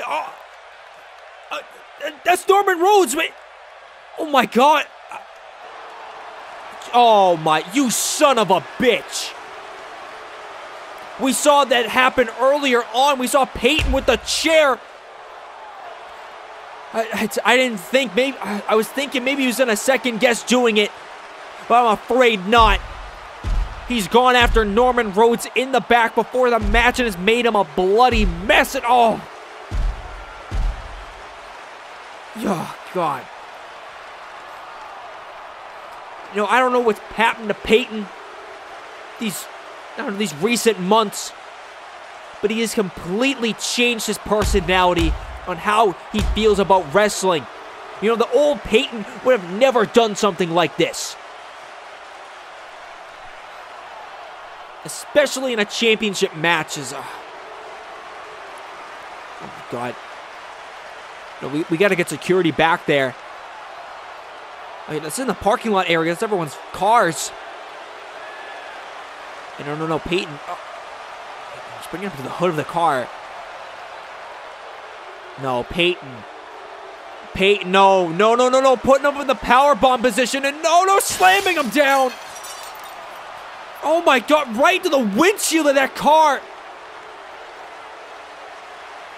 Oh my God. Norman's really hurt, guys. Ladies and gentlemen, come on, can we get some security back there? We're not done yet. Peyton just said he's not done. Peyton, what do you mean you're not done? Ladies and gentlemen, I'm sorry, if you're just tuning in, we are supposed to have a Project Wrestling Championship match between Norman Rhodes and Peyton, which I believe is not going to happen, as Peyton, I believe not just maybe moments ago, has attacked the champion Norman Rhodes backstage with a chair and has made him a bloody mess and is bringing him out here right on top of his shoulders, and he said he's not done yet. What more could you do to the man, Peyton? And, slamming him right across the apron. You can see Norman Rhodes. He is battered, bloodied, and bruised. And Peyton's serious about this. He's bringing him right in the ring. He's doing it. Oh, jeez, just ripping the shirt right from off of him.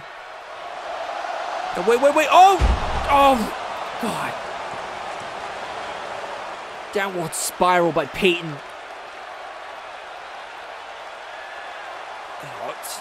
Let's just get a closer look at Norman Rhodes. Just all the blood all over his body. Hand me a mic. Give me a mic right goddamn now. A microphone? What?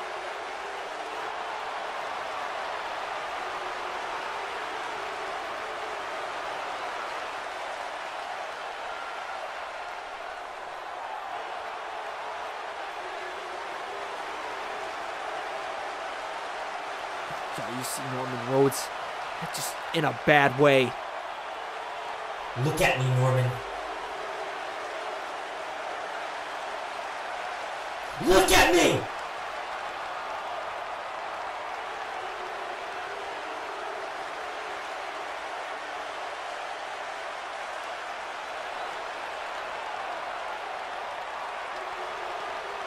I don't care if your ears are filling with blood. You need to listen to what I have to say. This is the last time you and I will be in a ring together, because after tonight, you're going to be crippled and bound to that commentary table for the rest of your life.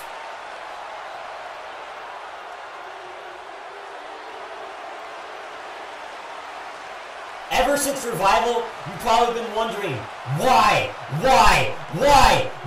Well, let me tell you, it's your fault.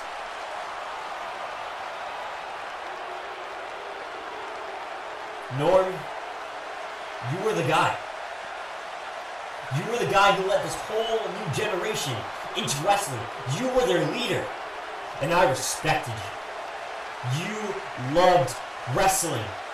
But as time went on, and you got flashed a little bit of money, you went and joined a movement and picked entertainment and turned your back on this industry. And that makes me sick. Wrestling belongs to me. So if you offend wrestling, you offend me.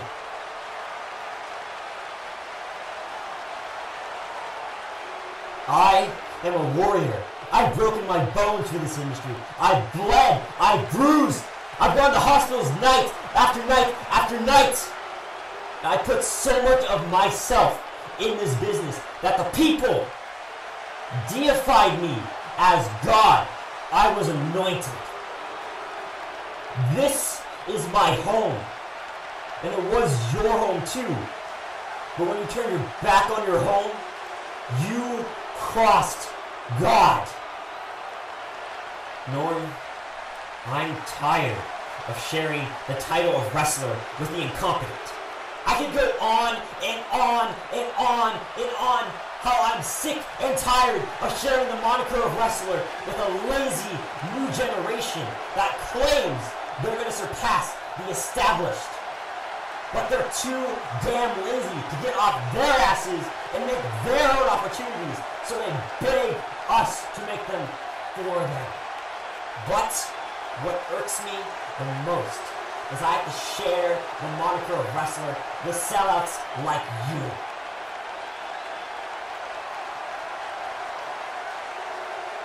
Sellouts like Lance Frisco, who I sent out on his back and retired his ass at Arcadia 2. Sellouts like Trey Jordan. Sellouts like Brian Amir. Sellouts like Desmond Cruz. All of them just bending over for the big business entertainment. They don't care about wrestling. As far as I'm concerned, my generation is dead, and I'm the only one left standing. But then, the question comes, what am I going to do about it? Am I going to go seek these people out? Am I going to go challenge them? Am I going to go end their careers? No. I'm done with these people. I don't need a new horizon to reach. I don't need any more valor on my name. And I especially don't want to be king of a cesspool like New York City. I'm going to find a place where I can ascend, where I can find new challenges, where people can meet my standard of wrestling greatness. Because it's clear no one here is up to the job. Your heroes, I've beaten them all. They all fear me. So, I'm tired of being the same people over and over and over again. But I'll seek those challenges in the future.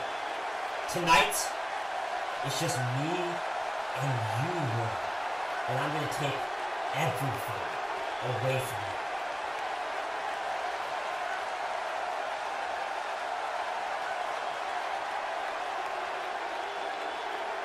Oh my God. I can't believe just Peyton has just laid this all out. He thinks he's God. He thinks that... Wait. Oh, no.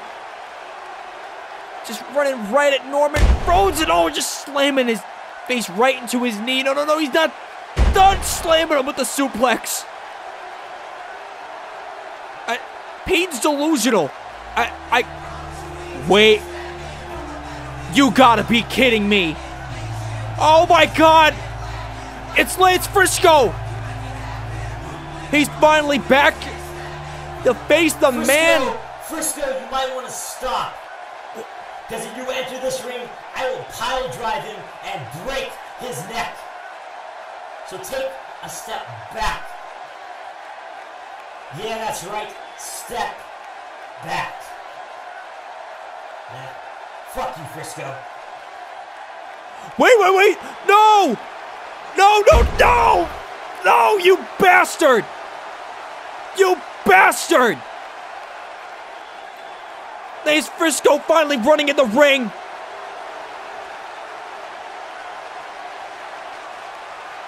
Checking up on Norman Rhodes and... No, he's as furious as I am. As that son of a bitch slides right out of the ring. Excuse my language. But I can't believe Peyton, of all men, have done something like this to such a good guy like Norman Rhodes.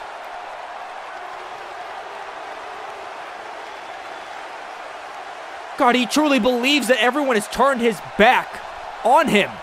Will turn their back on him. I've already beaten you. I have nothing to prove to you. Bye-bye, Frisco.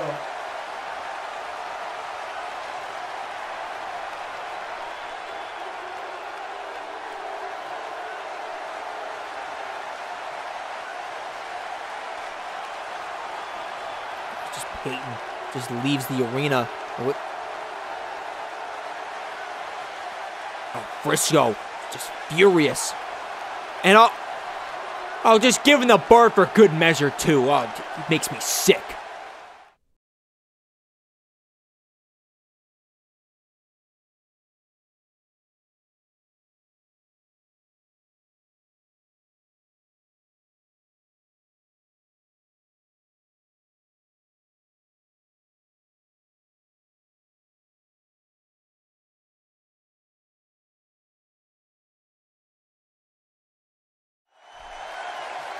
And we are back from the commercial break, ladies and gentlemen. You know, this has been a very interesting night of wrestling, to say the least.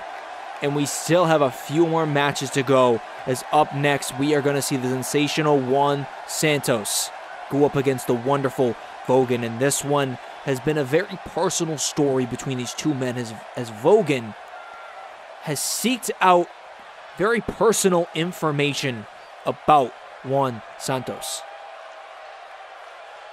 And it's just hard to explain. As Bogan, he's a very interesting guy. He's very different from the average wrestler, you could say, as it comes to his, you could say his taste. Here he is, ladies and gentlemen. You know, he's one of the rising stars in this industry today. In his first year as a professional wrestler, he's already gotten a spot in Wrestle Orchestra's upcoming artist tournament.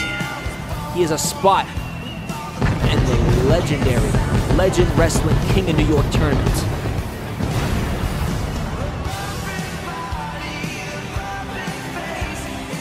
But with him, I don't know, he's been seeking out something different when it comes to Juan Santos.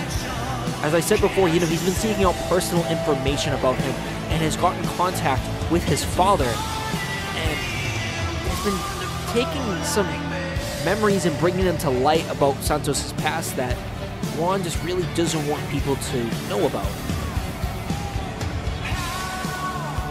Yeah, it's interesting that Juan's hand is taped up right there. He usually never wears hand tape. He might be injured.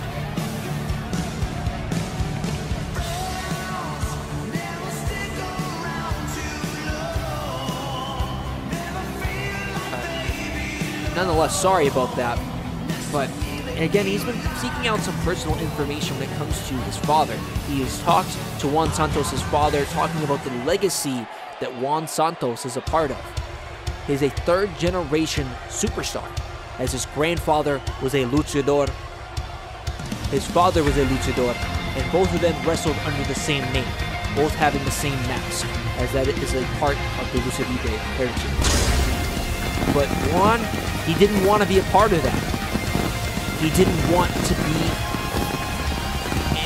I guess he didn't want to continue the path his grandfather and his father created. He wanted to do something on his own for once. And from the interview that Bogan had with Juan's father, his father saw that as a slap in the face, and I believe that is something that Juan has kept something personal, about himself. In interviews, he's never really talked about his father. He never talked about how his dad and his grandfather were lucha libres. And he's really been out here just trying to do something by himself. Wait, what the? Wait a minute.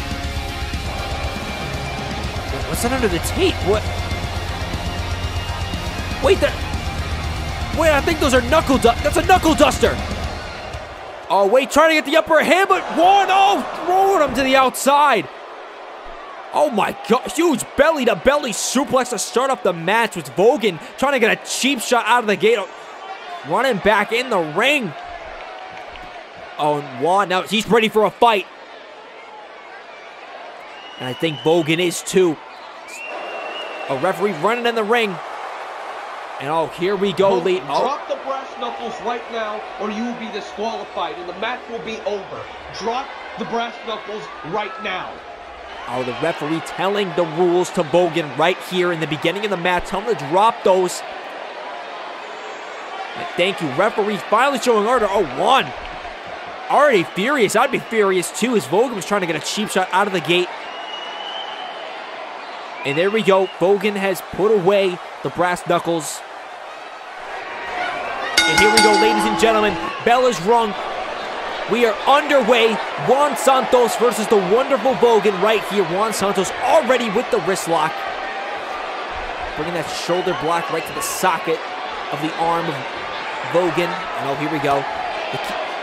We got the hammer lock applied now by Juan Santos. Oh, yeah, it's wrenching right on the arm now. Having the advantage in the early goings of this match. And here we go, Bogan now. with a hammerlock of his own, and just hitting Santos right in the back. And here we go, Santos now. Fujiwara armbar applied, and driving the knee right into that elbow area, almost trying to dislocate it. And again, driving the knee right into that elbow. And it looks like already having some words for Bogan, and Bogan's just exchanging them right back with him. And front face lock by Santos as he hits the European uppercut. And elbow now by Bogan. And trying to play some mind games. Juan having none of that, though. Slapping him right in the face and pushing him back into the corner. We got a couple knife edge chops now, folks. Throwing him into the corner now. And hitting him right in the abdomen. And here we go. Throw him in the corner and showing off a little bit, Santos. I don't know how smart that is. Running after him and Bogan having the breathing room needed to move out of the way. And having him up in the air and dropping him down with the suplex. Bogan does. And wow. What a nonchalant pin by Bogan. Just showing off that brash nature of his.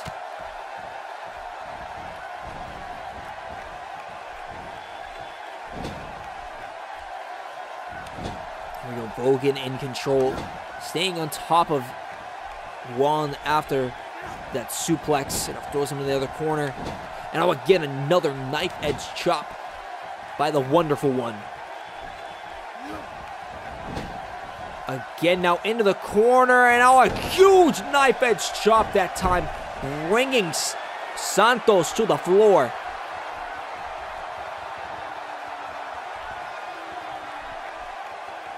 And Bogan just wrenching right on the neck of Santos.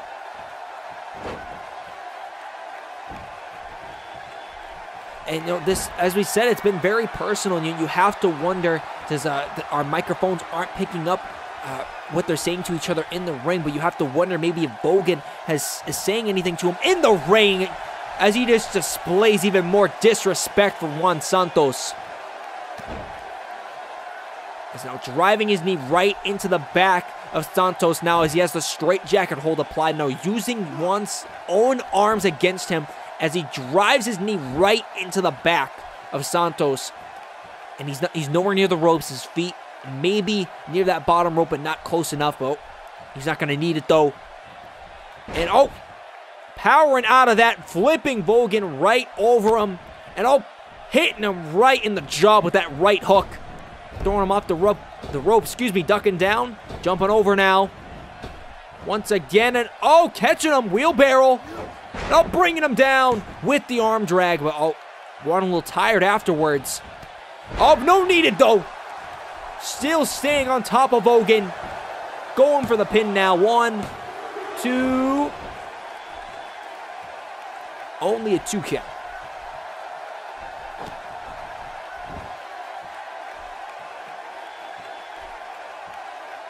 Now Santos, he has to keep his emotions in check when it comes to it, because obviously he's upset with how the match almost started.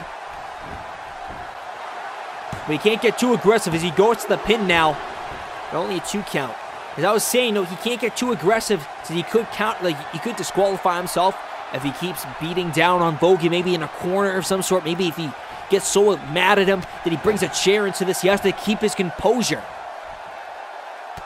As now stays on top of him now and just decks him right in the face with those left hooks, but gets off of him, excuse me.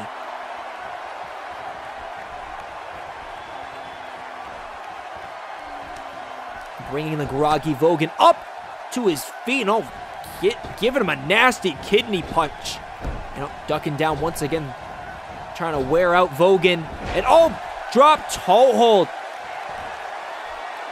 Tripping up Bogan and making him just fall flat on his face. And slamming his knee back down to the floor. And looked like that one hurt Bogan a lot. And that might be something that we're going to see later on in this match if Bogan wants to continue with the onslaught. And we don't got to wait till later. He sees it. He smells blood in the water. And look at him dive right into that left knee of Bogan. And oh, hitting him now with the foot DDT.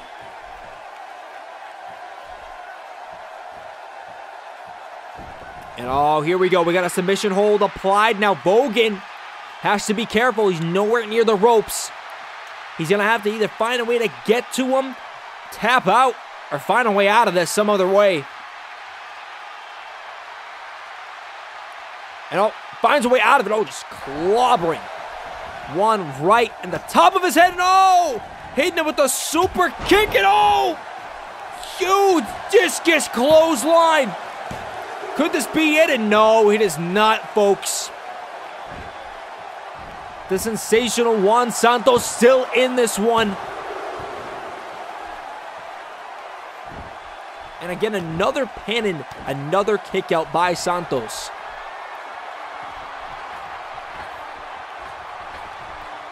Bogan going up to the top rope and oh God.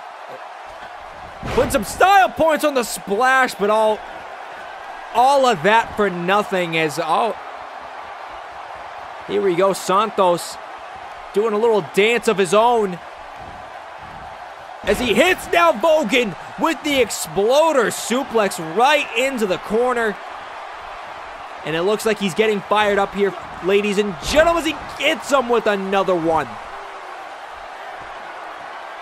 Oh, he's not done sizing him up again. And oh, here we go. Oh, back suplex. Now German. He's keeping those hands locked in. And oh, here we go. Following it up with a normal suplex now. Oh, whoa, Bogan back up to his feet. And always suplex of his own. Oh, he's keeping those hands locked in as well. Almost mimicking him as he hits him with a trifecta of German suplexes and all. Too tired, just falling down. Now he goes to the pin. He might have wasted some precious time. He ran out of breath too. Only a 2 count.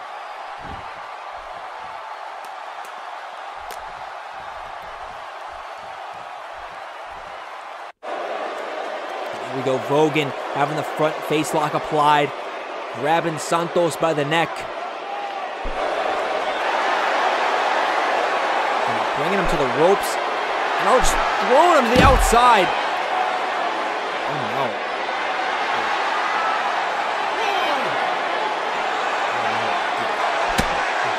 Hitting him right in the abdomen. And oh my God!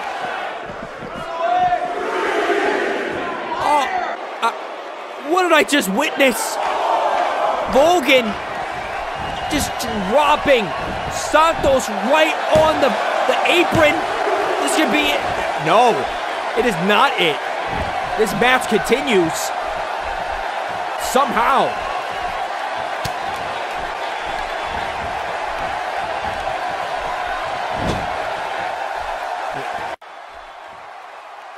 Bogan bringing Santos into the corner and using his legs to try and choke out Santos. Using all of that 5 count. And oh, wow, just washing his boot now with Santos' face and now hitting him with it now. Showing total disrespect and oh no. I think Juan's hurt after that one. No, we gotta be worried about how his neck, back, and the back of his head are after that maneuver and all, but Bogan doesn't even care. Dropping the knee right on top of his head, and now goes to the pin. 2, no. Santos kicking out of it.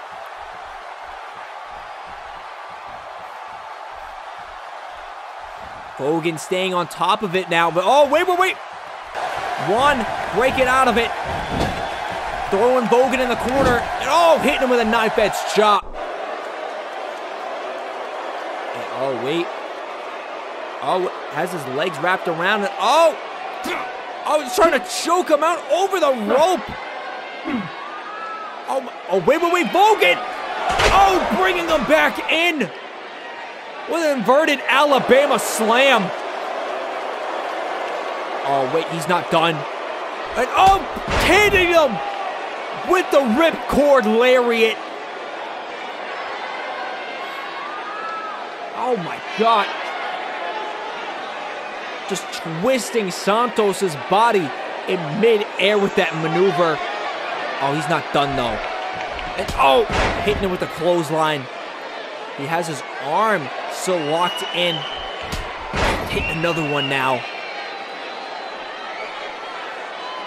And oh, hitting him with a third one.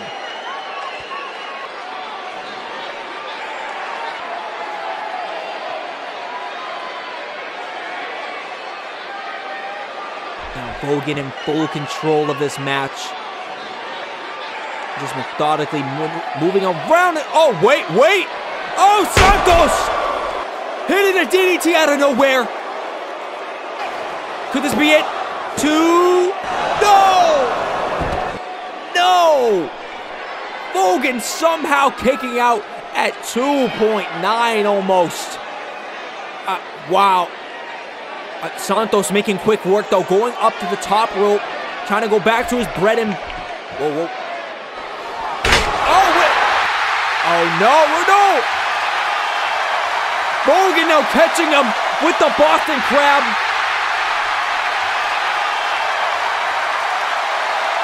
Oh, Santos just trying to make it to the ropes, and he does.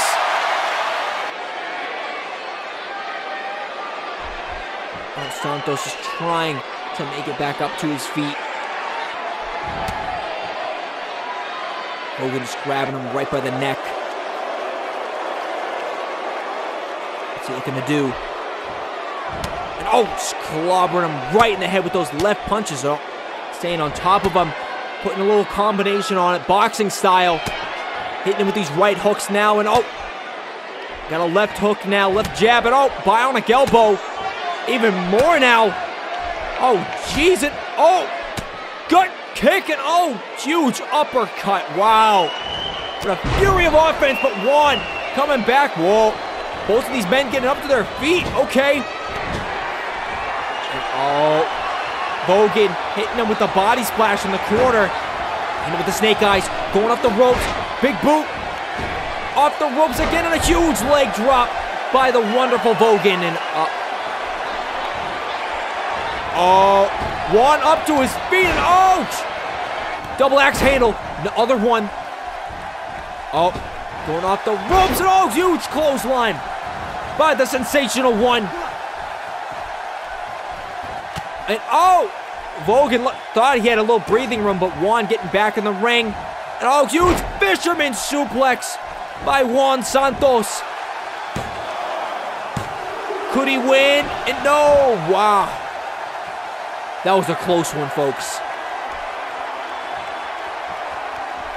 And oh, Santos showing a little disrespect now to Bogan. Kicking the dirt right onto him, proverbially. And Santos sizing up Bogan once again. And oh, twisting him around, and oh, dropping the neck breaker. Oh, but he's not done. Oh, dropping him with the body slam as he goes to the pin. 2, no. You know, so far, Santos has been able to keep his composure, even with the amount of animosity that he has for Bogan, which has been one of the bright parts of this match for Juan. Even when he's been down, he's been able to find ways to get back into this match, and oh, I think he's trying to play a little mind games back now with Bogan.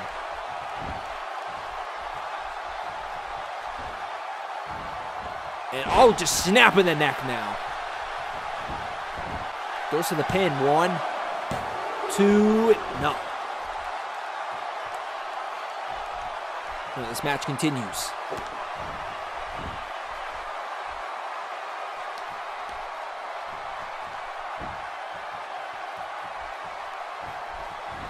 Juan bringing Bogan up to his feet, throwing him off the ropes, and oh!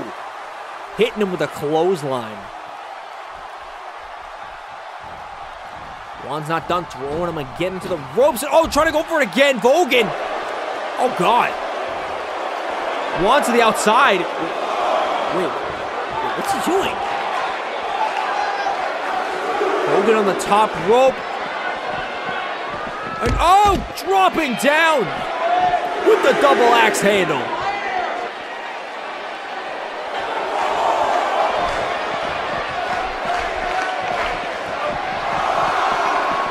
Bogan going back up to the top rope. And with Santos, dude, super kick out of nowhere. Could this be it? 1, 2, no! Bogan at the last second, kicking out of that super kick somehow. And oh, no. I think Santos is starting to get upset. Excuse me.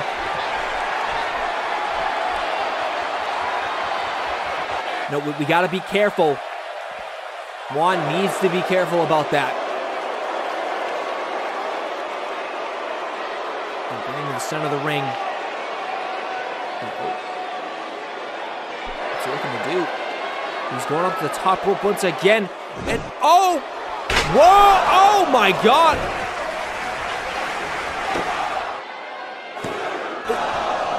Oh. This is awesome indeed. I don't even know what to call that last maneuver. It was interesting though.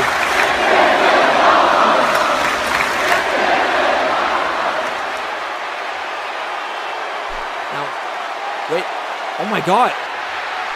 Wait, that's Escobar. That's Escobar Santos. That's Juan's father. What's he doing out here? Wait. I didn't know he was gonna be here tonight. I don't think anyone did. What's going on? Oh, Juan. You can already see the animosity between these two. Wait, Juan, Bogan's right behind you. Bogan ties it up for something here. And, oh my God! Hit him with the brass knuckles! You gotta be kidding me. No, not like this. Not like this! Oh, no. No.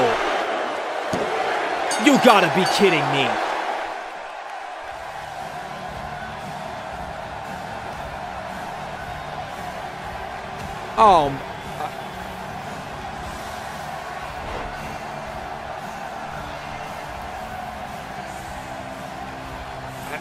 I don't think that was the outcome any of us expected, or at least in that manner. But let's just take a look at these replays. Both of these men just finding ways to reverse each other's maneuvers out of nowhere, or seamlessly just working hard at it. And it ends in a dirty finish like this. Bogan using the distraction of Escobar Santos to grab the brass knuckles, the knuckle duster, and pick up the victory.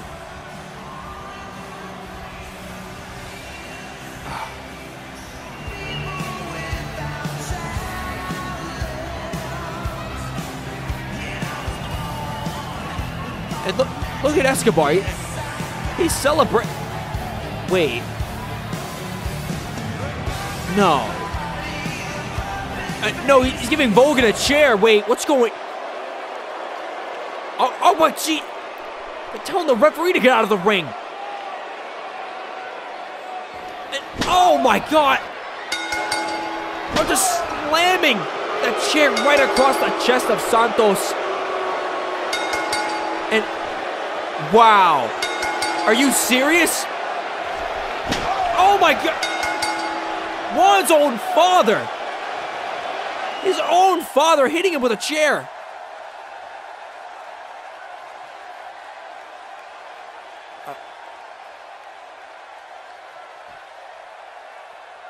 Not really sure what's going on backstage.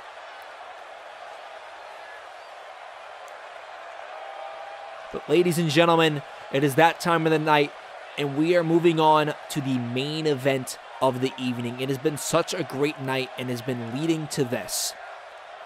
It's for the Aero Academy Grand Championship. Sean O'Reilly going up against the mixed martial arts specialist and the hard-hitting Tyler Venom.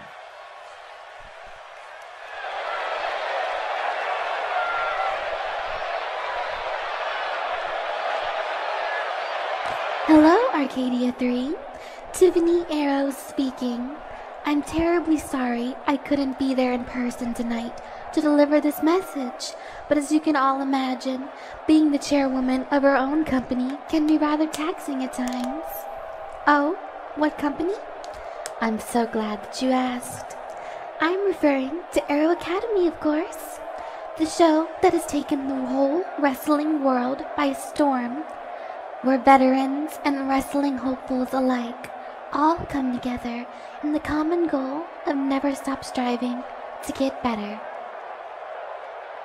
Tonight, I've handpicked 2 of my best talent to represent exactly what Aero Academy is all about. Tyler Venom, one of my elite students, is a fast-rising star in the company. I wouldn't trade blows with this man. His background in mixed martial arts makes his fists the deadliest of weapons. And that is only one of the many tools he utilizes in rising in the ranks of Aero Academy. His opponent, many of you may be familiar with. He has come toe-to-toe with some of wrestling's biggest names ever. He has dominated countless promotions and has quite the plethora of championship gold racked up over the years. Some of you might call him a patriot of sorts, but I call him the Aero Academy Grand Champion, Sean O'Reilly. These 2 will be pitted against one another for the second time in their careers for what I believe is going to be a hard-hitting matchup. In my company, my champions are fighting champions. Just because we aren't on home soil does not mean that O'Reilly has any slack. Tonight, for the first time ever, on Arcadia 3, an Aero Academy Championship will be defended on a cross-promotion. I know these 2 certainly won't disappoint. And if they put on the match that I know that they will, then you know exactly where to tune in to see talent like this on every single show. That is all from the chairwoman of Aero Academy's board of directors, Tiffany Arrow.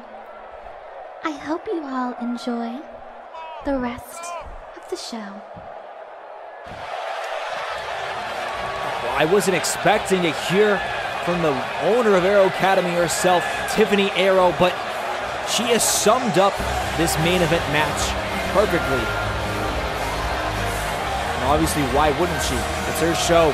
These are her wrestlers as Tyler Venom makes his way to the ring. And as Tiffany Arrow said it herself, his fists are his deadliest of weapons, the mixed martial arts specialist. He is what I like to call headstrong. I have got to watch several of his matches, and not just his fists are his deadliest weapons. As I say, he's headstrong, and it's figuratively and literally, which we'll probably see tonight, ladies and gentlemen. You know, this man has been making a big impact in Aero Academy. He's wrestled almost at every event, and he's getting another chance to go up against Sean O'Reilly, who has been the champion for quite some time now and has gone up against some big names. He's taken on every challenger that Aero Academy has placed in front of him, whether it's in Mexico, whether it's in South Korea, at the 10th edition of their takeoff events, or right here at Arcadia. He's gone up against luchador beasts in the likes of Sin. He's gone up against some legendary opponents like LeCav. Or sometimes he will go against 2 men at once going up against Yukita and Will Steele at Takeoff X and defeating both of them. But he has another task right here in Tyler Venom. Yes, they fought before, and yes, he did win that match, but Tyler Venom is definitely different from the last time they fought.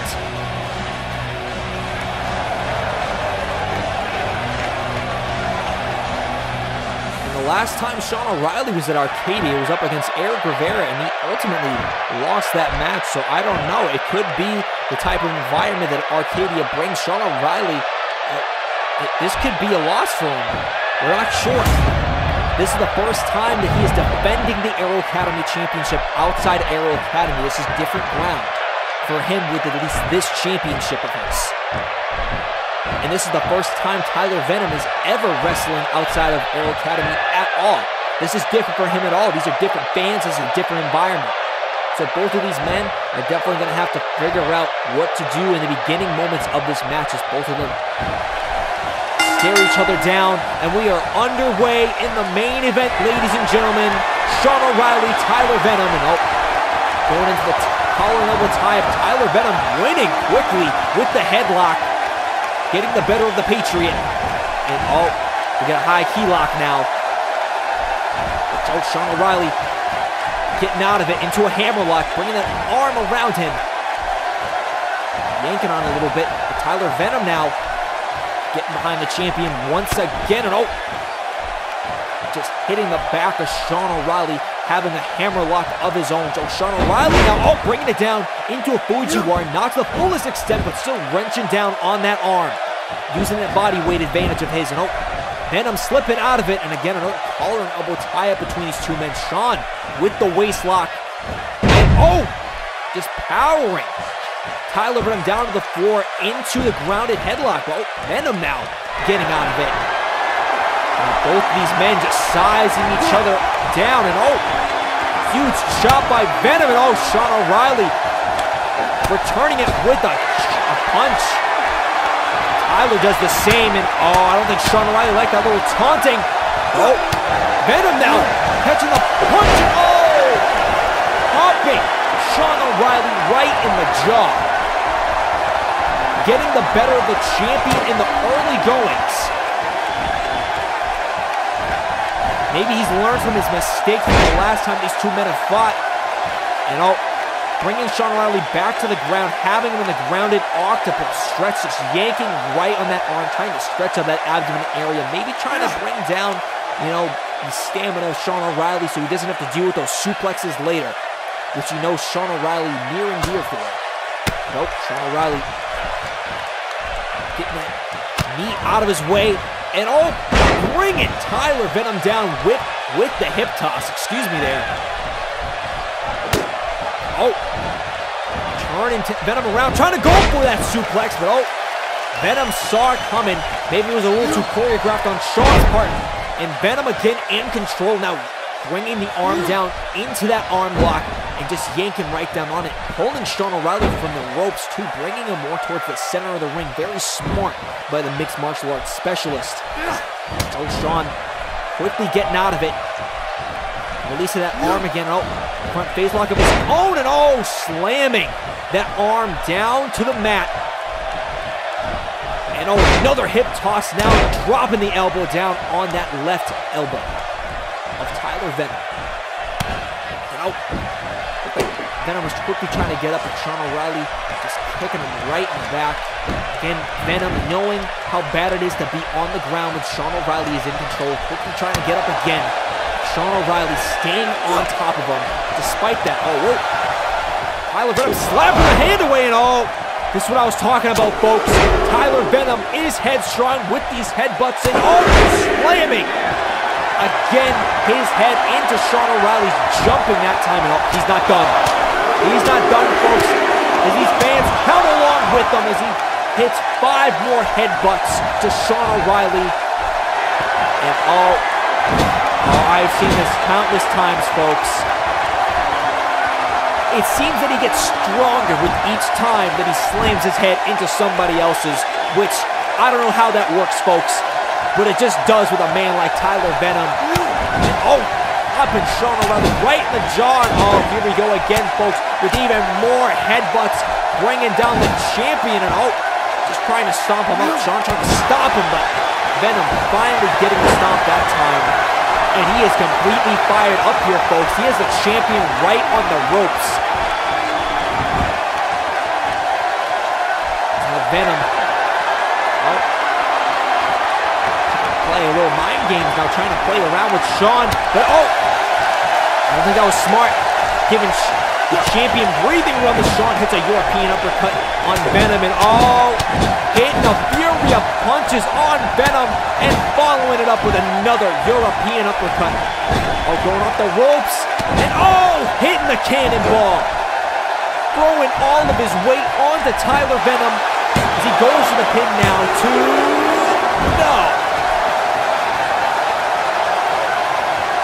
Only getting 2 out of that one. Sean very surprised, after that effort. And the champion finally getting some much-needed offense in as he has been on the ropes against Tyler Venom. And oh! Hitting Venom now with the frying pan shot. You can hear it from here. Now he has some words to say to Venom. Picking him up.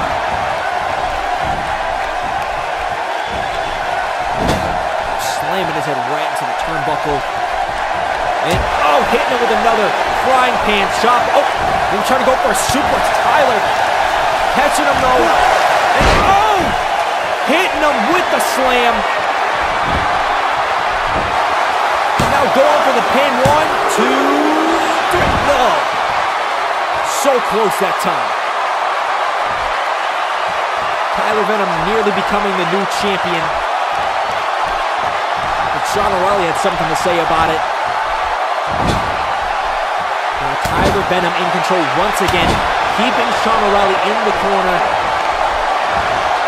Going to that top one. Running to him. Oh! Maybe trying to go for a clothesline. Sean saw it coming.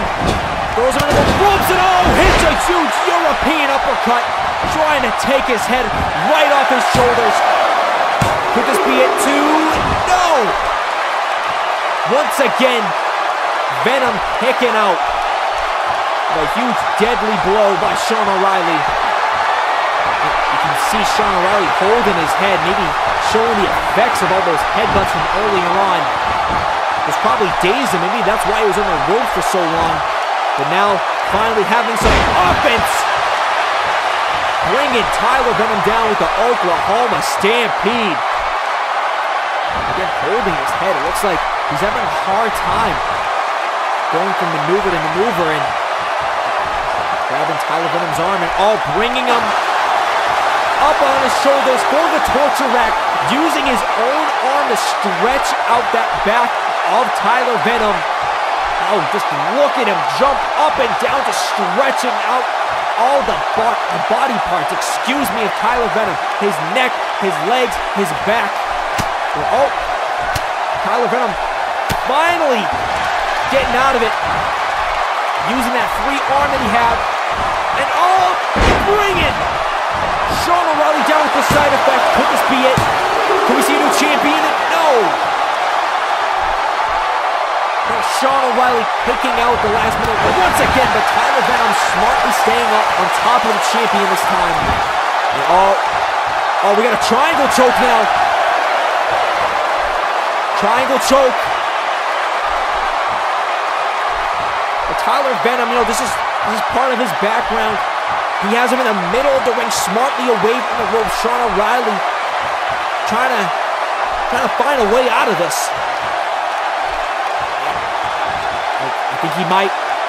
Oh, just using that power and slamming Tyler Venom back down to the floor, making him release the hold. And oh, he's got a submission of his own.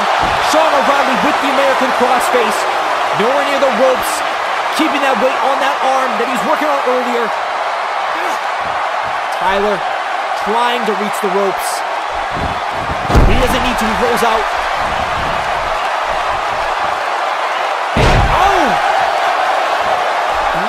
Sean O'Reilly down to the floor, slamming his head right down into it. Oh, here we go, another triangle hold. The inverted version now. Just yanking right on that arm, trying to cut off circulation to Sean O'Reilly. As you see him flail his arms, just trying to reach that bottom rope over there. But this is one of the things that Tyler Venom does best. It's part of his background. But Sean O'Reilly just using that power advantage of his, and oh, here we go. Another submission. Sean O'Reilly just trying to play devil's advocate with the MMA specialist. Applying an STF now, putting his weight again on that back of Tyler Venom, trying to use his size advantage to maybe make this MMA style component tap out, but oh no. Tyler Venom finding a way out of it once again. But oh, Sean flipping him around. Oh, trying to go for something. Tyler getting out of it, and oh, hitting him with the Olympic slam. And he's feeling hyped up, folks. Oh, he's going to the corner for something here, folks. Size up, Sean O'Reilly. Oh, taking out the legs right from under him. Oh no, we've seen him hit this before. Oh, whoa. Sean O'Reilly moving out of the way. And oh, here we go. I was wondering when we were going to see these. Those German suplexes of the American Patriot, already hitting two and finishing the trifecta as the fans chant along with them as they get pumped. Oh, Sean O'Reilly still sizing up Tyler Venom. Maybe looking to go for another one. And oh, here we go. And the back suplex keeping Tyler Venom in his hands, going for another one. And oh, completing it with another German suplexes. Well, suplex. We've had multiple suplexes. I think we're up to 9 now at this point. No, I think 6. Yeah, we're at 6, ladies and gentlemen. Sorry. Oh, no. I think we're going to be at 9, though. Another German suplex. Followed up by the Dragon. Yeah, we've seen this before, folks. Straight jacket with no bridge, though. Sean O'Reilly trying to get these fans behind him. As he sizes up Tyler for something here, folks. What's he looking to do? Oh, trying to go for the Superman pose. Whoa! Tyler Venom with the armbar. Cross armbar catching the arm. This could be it. Sean O'Reilly has nowhere to go. Nowhere near the ropes. Catching him off guard. This has to be it, ladies and gentlemen. Could we see a new Aero Academy Grand Champion? And no. Sean gets out of it. Oh, trying to pick up Tyler, but oh! Brings him back down, and he has a laugh about it. I think Tyler feels he's in full control of this one. Oh, the champion to the outside. Oh, goes off the ropes, and oh! Superman punch by the Patriot Sean O'Reilly. Catching Tyler Venom off guard. Throws him back in the ring. This could be it. He goes to the pin. Could we see Sean O'Reilly retain? 2, no! No, somehow. Tyler Venom kicking out. Even Sean O'Reilly can't believe it.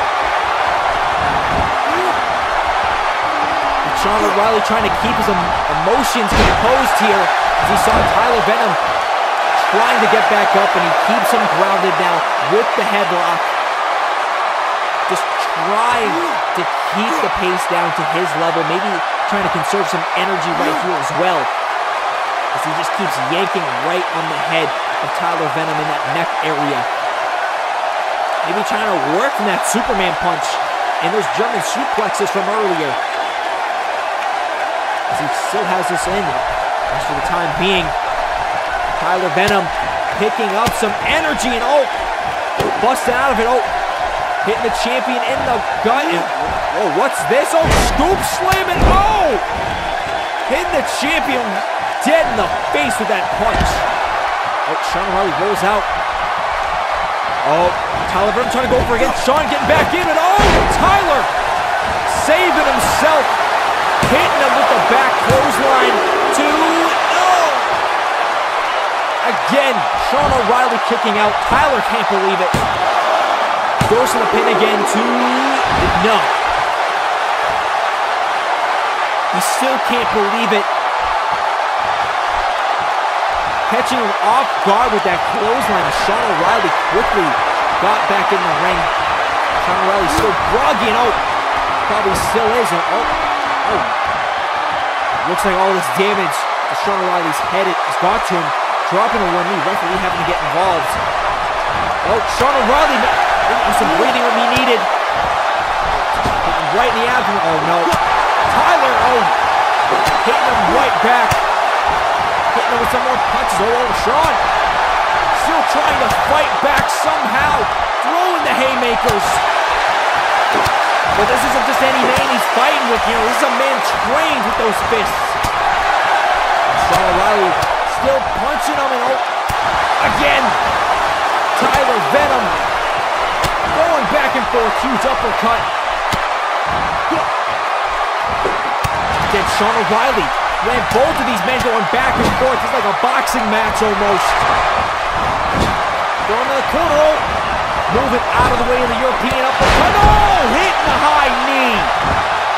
Sean O'Reilly's head bouncing off the lower rope, but still somehow kicking out at 2. Tyler Venom still can't believe it. Both of these men are just going the distance in this match to be the champion. Sean O'Reilly to stay champion. Tyler wants to become it. Well, Sean O'Reilly, I think he's pulling out all the stops to retain the title. Tyler Venom getting out of it. Hitting the Hurricane Rana. Oh my God. Out of nowhere. This is the opening. Hitting the boot. Hitting the boot. 1, 2, 3. No. You gotta be kidding me. Oh my. Wow. Tyler goes for it again. And again, Sean O'Reilly kicks out. I can't believe it.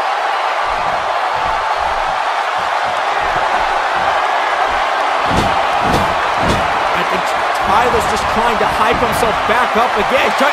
He can't believe it. He goes for the pin once again. And again, Sean O'Reilly kicking out. I can't. Wow. Sean O'Reilly completely staying in this and still asking for more. Oh my. He just collapsed to the floor. You gotta wonder what type of condition he's in. From all these head blows from Tyler Venom. Tyler Venom knows it. Again, going directly back to the head area of Sean O'Reilly. And I think Tyler might be looking for the end this time.